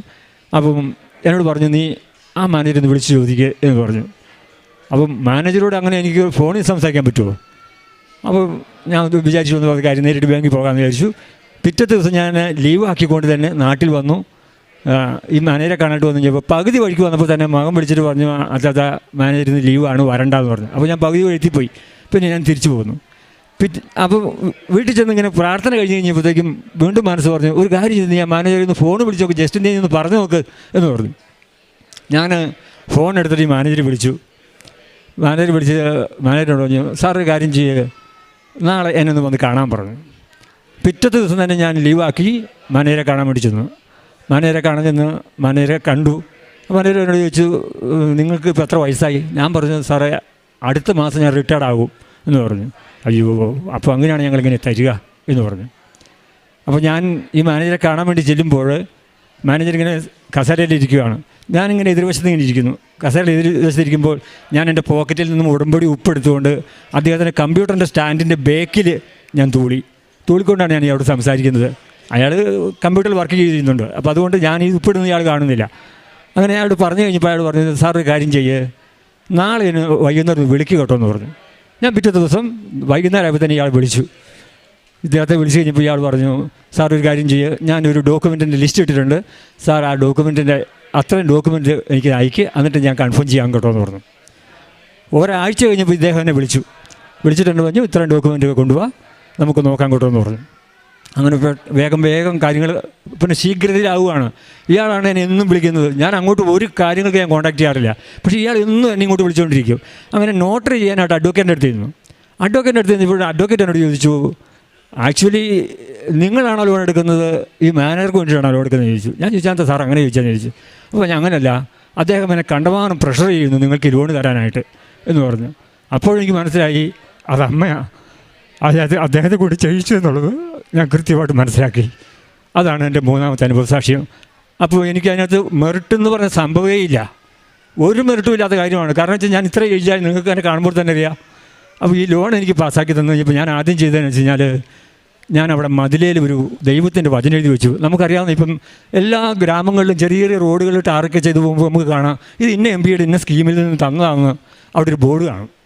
അപ്പോൾ ഞാൻ വിചാരിച്ചു, എന്തുകൊണ്ട് എനിക്ക് പറഞ്ഞുകൂടാ, ഇതെൻ്റെ ദൈവം തന്ന, ഇതെൻ്റെ മെറിറ്റ് കൊണ്ട് കിട്ടിയതല്ല. അപ്പോൾ ഞാനവിടെ ഇങ്ങനത്തെ ഒരു കൂടിനകത്ത് മഴ നനഞ്ഞ് പോകാത്ത വിധത്തിൽ ഒരു കടലാസിൽ എഴുതി, കർത്താവ് ഭവനം പണിയുന്നില്ലെങ്കിൽ കൂലിക്കാരുടെ അധ്വാനം നിഷ്ഫലമാണ്, കർത്താവ് നഗരം കാക്കുന്നില്ലെങ്കിൽ കാവൽക്കാർ ഉണർന്നിരിക്കുന്നത് വ്യർത്ഥം എന്ന് ഞാൻ എഴുതി അവിടെ ഒട്ടിച്ചു വെച്ചു. അപ്പോൾ ഇതിനിടയ്ക്ക് നിങ്ങളോട് കാര്യം കൂടി പറയട്ടെ. ഇങ്ങനെയുള്ള നമ്മുടെ വിശ്വാസത്തെ ദൈവം പരീക്ഷിക്കുമെന്നുള്ളത് 100% ഉറപ്പാണ്. ഞാനിങ്ങനെ ഈ ദൈവവചനം അവിടെ എഴുതി ഒട്ടിച്ച് വെച്ച് അപ്പം അതിങ്ങനെ വീടിൻ്റെ പണി ആരംഭിച്ച് അന്നേരം ബാങ്കിൽ നിന്ന് പൈസ വന്നിട്ടില്ല. അപ്പോൾ ഞാൻ വിചാരിച്ചു ആദ്യം മണ്ണെടുത്ത് മാറ്റിയേക്കാമെന്ന് വിചാരിച്ച് തറക്കാൾ മണ്ണെടുത്ത് മാറ്റി പണി ആരംഭിച്ച് ഒരു 6 നിര കല്ല് മതിലിന് കെട്ടിക്കൊണ്ടിരിക്കുക. അന്നാണ് ഈ വർഷത്തെ അതിഭയങ്കരമായ ആദ്യത്തെ മഴ വയനാട്ടിൽ പെയ്യുന്നത്. ഒരു ഉച്ചയ്ക്ക് ഒരു 12:30 സമയത്ത് മലവെള്ളപ്പാച്ചിൽ പോലെ വെള്ളം വന്ന് എൻ്റെ വീടിൻ്റെ നേരെ മുകൾവശത്തുള്ള ഒരു 17 മീറ്റർ നീളത്തുള്ള ഒരു റിസോർട്ടുകാരുടെ ഒരു മതിലും അവരുടെ ഫെൻസും കോൺക്രീറ്റ് പോസ്റ്റും എല്ലാം തകർത്തുകൊണ്ട് എൻ്റെ ഈ പെരത്തറയിലേക്ക് വന്നങ്ങ് വീണു. എങ്ങനെയുണ്ട്? ഞാൻ ദൈവത്തിൽ ആശ്രയിച്ച് അവിടെ വലിയ നോട്ടീസൊക്കെ അവിടെ ഒട്ടിച്ച് വെച്ചതാണ്. പക്ഷേ ആ നിമിഷ നേരം കൊണ്ട് എല്ലാം തകർന്ന് തരിപ്പണമായി. അവിടെ ഞാനൊരു 1.25 ലക്ഷം രൂപ കൊണ്ട് കെട്ടാമെന്ന് വിചാരിച്ച സംഭവം 3.25 ലക്ഷം രൂപ ചിലവാക്കേണ്ടി വന്ന് കെട്ടാനായിട്ട്. അതൊരു ഭയങ്കര മഴയും ചെളിയെല്ലാം ആയി പണിയെടുക്കാനേ പറ്റുന്നില്ല. പക്ഷേ അതിനകത്ത് ഞാൻ പറയാൻ പറ്റുന്ന കാര്യം വെച്ചാൽ ഞാൻ അല്പം പോലും ഞാൻ പരിഭ്രമിച്ചിട്ടില്ല. എനിക്ക് അതിനൊരു ദുഃഖമേ വന്നിട്ടില്ല. അത്ര ശക്തമായ രീതിയിൽ അമ്മേനെ നോക്കിക്കൊണ്ടിരുന്നു. അമ്മയിലുള്ള മധ്യസ്ഥ ശക്തിയെക്കുറിച്ചാണ് ഞാൻ പറഞ്ഞത്. എന്ത് കാര്യത്തിനാണോ നമ്മൾ പ്രാർത്ഥിക്കുന്നത് പരിശുദ്ധ അമ്മയോട് ചേർന്ന് നിന്ന് കഴിഞ്ഞാൽ അത് 100% നമുക്ക് സാധിച്ചു കിട്ടും എന്നുള്ള ഉറപ്പാണ്. ഈ 3 അനുഭവ സാക്ഷ്യത്തോടൊപ്പം ഞാൻ പറയാനുള്ള കാര്യം, രണ്ടാമത്തെ കാര്യം എന്ന് വെച്ച് കഴിഞ്ഞാൽ ഈ ഉടമ്പടിയിൽ നമ്മൾ വിശ്വസ്തത പുലർത്തി കഴിഞ്ഞാൽ കർത്താവ് ഏറ്റുകൊള്ളും ആ കാര്യം. ഞാൻ പറഞ്ഞൊരു ആദ്യമേ തന്നെ നമ്മുടെ വിശ്വാസം പരീക്ഷിക്കപ്പെട്ടാലും ശരി, നമ്മൾ ഉറച്ചു നിന്ന് കഴിഞ്ഞാൽ, നിങ്ങൾ എൻ്റെ വചനം പാലിക്കുകയും അതിൽ നിലനിൽക്കുകയും ചെയ്താൽ ഇഷ്ടമുള്ളത് നിങ്ങൾ ചോദിച്ചോ, അത് അഡ്വാൻസായിട്ട് നമുക്ക് കിട്ടിയിരിക്കും. അതാണ് വാഗ്ദാനം. നിങ്ങൾക്ക് ഇഷ്ടമുള്ളത് ചോദിച്ചു. പക്ഷേ ഒറ്റ ഡിമാൻഡ്, നിങ്ങൾ എൻ്റെ വചനത്തിൽ നിലനിൽക്കുക. വിശ്വസ്തയോടുകൂടി നിന്ന് കഴിഞ്ഞാൽ നമുക്കത് ലഭിക്കുമെന്നുള്ളത് 100% ഉറപ്പാണ്. പിന്നത്തെ മറ്റൊരു കാര്യം എന്ന് വെച്ച് കഴിഞ്ഞാൽ, ഞാൻ എൻ്റെ ജീവിതത്തിൽ ഈശോയോട് പ്രാർത്ഥിക്കുമായിരുന്നു, മാതാവിനോട് പ്രാർത്ഥിക്കുമായിരുന്നു, അതൊക്കെ പ്രാർത്ഥനയേ ഉള്ളൂ. പക്ഷേ പരിശുദ്ധാത്മാവിനോട് പ്രാർത്ഥിക്കുക എന്നുള്ളൊരു സ്വഭാവം എനിക്ക് ഇല്ലായിരുന്നു. പക്ഷേ പരിശുദ്ധ അമ്മയുടെ മാധ്യസ്ഥതയിലുള്ള ഈ ഉടമ്പടി ജീവിതം ആരംഭിച്ചതിന് ശേഷം ഞാൻ ആവർത്തിച്ച് പറയട്ടെ, ഇത് ഉടമ്പടി ജീവിതമാണ്. ഞാൻ ആദ്യമേ തന്നെ ഉടമ്പടി എടുത്തപ്പോഴേ ഞാൻ ഈശോയോട് പറഞ്ഞൊരു ഒറ്റ വാക്കാണ്, ഇതെൻ്റെ 90 ദിവസത്തേക്കുള്ള എഗ്രിമെൻ്റ് അല്ല കേട്ടോ എന്ന് പറഞ്ഞു. എൻ്റെ മരണം വരെ നീ എനിക്കിത് തന്നാലും തന്നില്ലേലും അതിനകത്ത് എനിക്കൊരു കുഴപ്പവുമില്ല. ഞാൻ നിന്നോട് പറഞ്ഞ വാക്കനുസരിച്ച് മരിക്കുന്നത് വരെ നിന്നോട് കൂടെ ഉണ്ടായിരിക്കും എന്നുള്ളതാണ് എൻ്റെ ഉടമ്പടി. അപ്പോൾ ഒരു പ്രാവശ്യത്തെ ഉടമ്പടി കഴിഞ്ഞാൽ അടുത്ത പ്രാവശ്യത്തെ ഉടമ്പടി ചിലപ്പോൾ 1 മാസമൊക്കെ താമസിച്ചിരിക്കാൻ വരിക. പക്ഷേ ഒരു ദിനം പോലും ഇതെൻ്റെ ഒരു റുട്ടീനായി മാറി, ഇതെൻ്റെ ലൈഫ് ഓഫ് സ്റ്റൈലായി മാറി. ഉടമ്പടി എന്നുള്ളത് അതാണ്. അങ്ങനെ ഞാൻ വളരെ അറ്റാച്ച്മെൻറ്റിലാണ് ഇങ്ങനെ പോകുന്നത്. അപ്പോൾ അതുകൊണ്ടാണ് ഞാൻ പറഞ്ഞത്, നമ്മളങ്ങനെ വിശ്വസ്തതാപൂർവ്വം നിൽക്കുകയാണെങ്കിൽ അത് ഓക്കെയാണ്. അപ്പോൾ പരിശുദ്ധാത്മാവിനോട് പ്രാർത്ഥിക്കുവാനുള്ള കൃപ, പരിശുദ്ധാത്മാവിനോട് എത്ര ഇരുന്ന് പ്രാർത്ഥിച്ചാലും മടുപ്പ് വരാതിരുന്ന് പ്രാർത്ഥിക്കാൻ നമുക്ക് പറ്റും. അങ്ങനെ പ്രാർത്ഥിച്ചപ്പോൾ കിട്ടിയ ഒരു കാര്യമാണ് പാപബോധം എന്ന് പറഞ്ഞൊരു കാര്യം. നമുക്ക് തോന്നുന്നുണ്ടോ പാപബോധം നമുക്ക് സിമ്പിളായിട്ട് തോന്നുന്നുണ്ടോ? കിട്ടുകയില്ല. പാപബോധം നമുക്ക് ഉണ്ടാകണമെങ്കിൽ പരിശുദ്ധാത്മാവിൻ്റെ അഭിഷേകം ഉണ്ടായിരിക്കണം. എങ്കിൽ മാത്രമേ പാപം എന്താണ് നന്മ എന്താണ് നമുക്ക് തിരിച്ചറിയാൻ കഴിയുള്ളൂ. ഇത് ഞാൻ എൻ്റെ അനുഭവത്തിൽ നിന്ന് നിങ്ങൾക്കും അത് ലഭിക്കുവാൻ വേണ്ടി പറഞ്ഞതാണ്. ഈ 3 കാര്യങ്ങൾ ഞാൻ അനുഭവിച്ചറിഞ്ഞു. കാരുണ്യ പ്രവൃത്തികൾ ഞാൻ ചെയ്തിട്ടുള്ളതെന്ന് വെച്ച് കഴിഞ്ഞാൽ, ഞാൻ ജോലി ചെയ്യുന്ന മൈസൂരാന്ന് പറഞ്ഞൊരു, അപ്പോൾ അതിൻ്റെ അടുത്ത് ഒരു 7 കിലോമീറ്റർ അകലത്തിൽ ഈ മെൻ്റലി റിട്ടാർഡായിട്ടുള്ള ആളുകൾ താമസിക്കുന്ന ഒരു ഭവനമുണ്ട്. 73 മെമ്പേഴ്സുണ്ട് അവിടെ പോയിട്ട് അവർക്ക് ഭക്ഷണം കൊടുക്കും. ഉച്ചയ്ക്കത്തെ ഭക്ഷണം അവർക്ക് സമൃദ്ധമായ ഭക്ഷണം അവർക്ക് കൊടുക്കും. പിന്നെ ഹോസ്പിറ്റലിൽ പോയി രോഗികളെ കാണും. പിന്നെ വ്യക്തിപരമായിട്ട് സാമ്പത്തിക സഹായം ചെയ്യുമായിരുന്നു.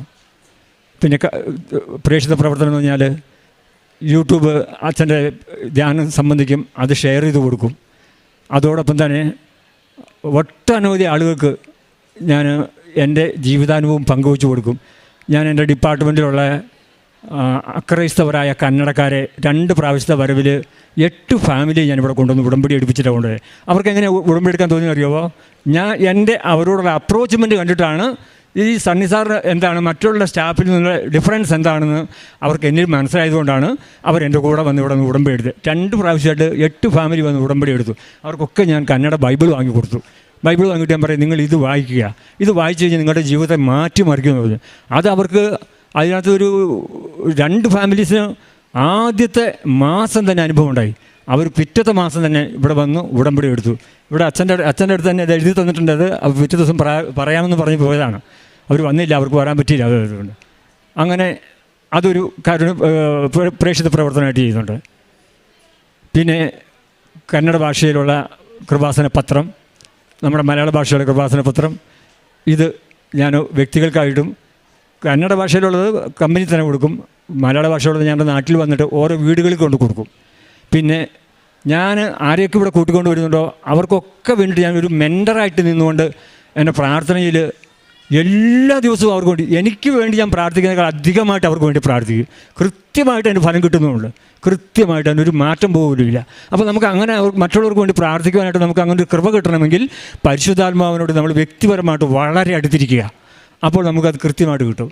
അപ്പോൾ നമുക്ക് വേണ്ട കാര്യങ്ങൾ നമുക്ക് ദൈവം തരും. ആദ്യമേ ഒരു കാര്യം പറയട്ടെ, ഞാൻ എന്തിനു വേണ്ടിയിട്ട് ഞാൻ ഇവിടെ വന്നോ, ഏത് നിയോഗം ഞാൻ വെച്ചോ, ഇതുവരെ എനിക്ക് ആ നിയോഗം സാധിച്ചു കിട്ടിയിട്ടില്ല. പക്ഷേ ഞാൻ ഇന്ന് അതിനെക്കുറിച്ച് ചിന്തിക്കുന്ന പോലുമില്ല, ഒരു ബുദ്ധിമുട്ടും എനിക്കില്ല. ആ കാര്യം മറന്നുപോയി ഞാൻ. ആ കാര്യം ഞാൻ എൻ്റെ ഒരു ദിവസത്തെ പ്രാർത്ഥനയിൽ പോലും ഞാൻ ഇപ്പോൾ പറയാറേ ഇല്ല. 3ാമത്തെ പ്രാവശ്യം ഞാൻ കഴിഞ്ഞ മാസം മാത്രമേ പുതുക്കിയിട്ട് പോയത്. അപ്പോൾ ഞാൻ ഒന്നും എഴുതിയിട്ടില്ല, എനിക്കിനി എഴുതേണ്ട കാര്യങ്ങളില്ല. കാരണം വെച്ചാൽ നമുക്ക് വേണ്ടത് ഒന്ന് മാത്രമേ ഉള്ളൂ, ദൈവ സാന്നിധ്യം. അതിനുവേണ്ടി നമ്മൾ പരിശുദ്ധമ്മയോട് ചേർന്ന് നിന്നുകൊണ്ട് ദൈവത്തെ വിളിച്ച് പ്രാർത്ഥിക്കുക. അവൻ പറയുന്നത് പോലെ നിങ്ങൾ ചെയ്യുവിൻ. ഇത്രയും കാര്യങ്ങളാണ് എനിക്ക് നിങ്ങളോട് പറയുവാനുള്ളത്. 1 പത്രോസ് 1:7 അഗ്നിശോധനയെ അതിജീവിക്കുന്ന നശ്വരമായ സ്വർണത്തേക്കാൾ വിലയേറിയതായിരിക്കും പരീക്ഷകളെ അതിജീവിക്കുന്ന നിങ്ങളുടെ വിശ്വാസം. അത് യേശുക്രിസ്തുവിൻ്റെ പ്രത്യാഗമനത്തിൽ സ്തുതിക്കും മഹത്വത്തിനും ബഹുമാനത്തിനും ഹേതുവായിരിക്കും. സണ്ണി സെബാസ്റ്റ്യൻ എന്ന ഈ അപ്പച്ചൻ തൻ്റെ ഉടമ്പടി ജീവിത സാക്ഷ്യമാണ് നമ്മളോട് പങ്കുവച്ചത്. പ്രത്യേകമായി ആദ്യത്തെ 2 സാക്ഷ്യങ്ങൾ രോഗക്ലേശങ്ങളിൽ ലഭിച്ച സൗഖ്യമാണ്.